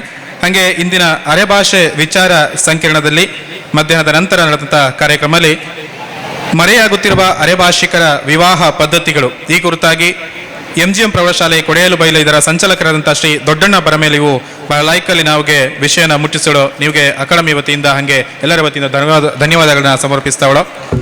ಹಾಗೆ ನಮ್ಮ ಅರೆಭಾಷಿಕರ ಇರುವಂಥ ಕೆಲವು ಏನು ಪ್ರದರ್ಶನ ಕಲೆ ಹುಟ್ಟು ಅಥವಾ ಸಾಂಪ್ರದಾಯಿಕ ಕಲೆ ಹುಟ್ಟು, ಅದು ಸಿದ್ಧವೇಷ. ಇದರ ಕುರಿತಾಗಿ ನಮಗೆ ಬಹಳ ಲಾಯ್ಕಲ್ಲಿ ಮಾಹಿತಿಯನ್ನು ನೀಡಿದವು ಪತ್ರಕರ್ತರು ಆದಂಥ ಶ್ರೀ ಜಯಪ್ರಕಾಶ್ ಕುಕ್ಕೇಟಿ, ಇವಕ್ಕೂ ಕೂಡ ಧನ್ಯವಾದಗಳನ್ನ ಸಮರ್ಪಿಸ್ತಾವಳೆ. ಹಾಗೆ ಕೊಡಗಿನ ಅರೆಭಾಷಿಕರ ಹಬ್ಬ ಹರಿದಿನಗಳು ಈ ಕುರಿತಾಗಿ ಸರ್ಕಾರಿ ಪ್ರಥಮ ದರ್ಜೆ ಕಾಲೇಜು ವಿರಾಜಪೇಟೆ ಇದರ ಪ್ರಾಧ್ಯಾಪಕರಾದಂಥ ಡಾಕ್ಟರ್ ದಯಾನಂದ ಕೂಡ ಕಂಡು ಇವು ನಾವಿಗೆ ಬಹಳ ಲಾಯ್ಕಲ್ಲಿ ವಿವರಿಸಿದಳು, ಇವಕ್ಕೂ ಕೂಡ ಧನ್ಯವಾದಗಳನ್ನ ಸಮರ್ಪಿಸ್ತಾಳೆ. ಹಾಗೆ ಈ ವಿಚಾರ ಸಂಕಿರಣದ ಈ ಒಂದು ಹೊತ್ತಿನ ಅಧ್ಯಕ್ಷತೆಯನ್ನು ವಹಿಸಿ ಬಹಳ ಲಾಯ್ಕಲ್ಲಿ ಅದನ್ನು ಸಮನ್ವಯತೆಯನ್ನು ಮಾಡಿ ಎಲ್ಲವಕ್ಕೂ ಕೂಡ ಮನಮುಟ್ಟುವಂಗೆ ನಮ್ಮ ಅರೆಭಾಷೆಯ ಸಂಸ್ಕೃತಿ ಏನುಟ್ಟು, ಅದರ ಆಚಾರ ವಿಚಾರ ಆಳ ಏನುಟ್ಟು, ಅದರ ಬಗ್ಗೆ ನಾವಿಗೆ ಸಿಕ್ಕ ಕೊಂಚ ಸಮಯದಲ್ಲೂ ಕೂಡ ನಾವಿಗೆ ವಿವರಿಸಿದಂಥ ಮೈಸೂರಿನ ಪ್ರಾಧ್ಯಾಪಕರಂತ ಶ್ರೀ ಪಟ್ಟಣ ಶಿವಕುಮಾರಿಗೂ ಕೂಡ ಧನ್ಯವಾದಗಳನ್ನು ಸಮರ್ಪಿಸ್ತಾಳೆ. ಹಾಗೆ ಇಂದಿನ ವಿಚಾರ ಸಂಕಿರಣಕ್ಕೆ ಆಗಮಿಸಿದಂಥ ಸರ್ವರಿಗೂ ನಮ್ಮ ಅರೆಭಾಷೆ ಅಕಾಡೆಮಿ ಅಧ್ಯಕ್ಷರಂತ ಸದಾನಂದ ಮಾವಾಜಿ ಆಗಿರೋದು, ಹಾಗೆ ನಮ್ಮ ಪೂರ್ವಾಧ್ಯಕ್ಷರಂತ PC ಜಯರಾಮ್ ಆಗಿರೋದು, ಮತ್ತೆ ಇಂದಿನ ಸದಸ್ಯರು ಕೂಡ ಈ ಒಂದು ಶಾಲಾ ಕಾಲೇಜಿನ ಪ್ರಾಂಶುಪಾಲರು, ಉಪನ್ಯಾಸಕ ವರ್ಗದವರು, ವಿದ್ಯಾರ್ಥಿಗ ಎಲ್ಲವೂ ಕೂಡ ಇಂದಿನ ಕಾರ್ಯಕ್ರಮಕ್ಕೆ ಆಗಮಿಸಿ ಈ ಒಂದು ವಿಚಾರ ಸಂಕಿರಣ ಯಶಸ್ವಿಗೊಳಿಸಿರಿ. ಎಲ್ಲಕ್ಕೂ ಕೂಡ ಕರ್ನಾಟಕ ಅರೆಭಾಷೆ ಸಂಸ್ಕೃತಿ ಮತ್ತು ಸಾಹಿತ್ಯ ಅಕಾಡೆಮಿ ವತಿಯಿಂದ ಮತ್ತೊಮ್ಮೆ ಧನ್ಯವಾದಗಳನ್ನು ಸಲ್ಲಿಸುತ್ತಾರೆ. ಧನ್ಯವಾದಗಳು.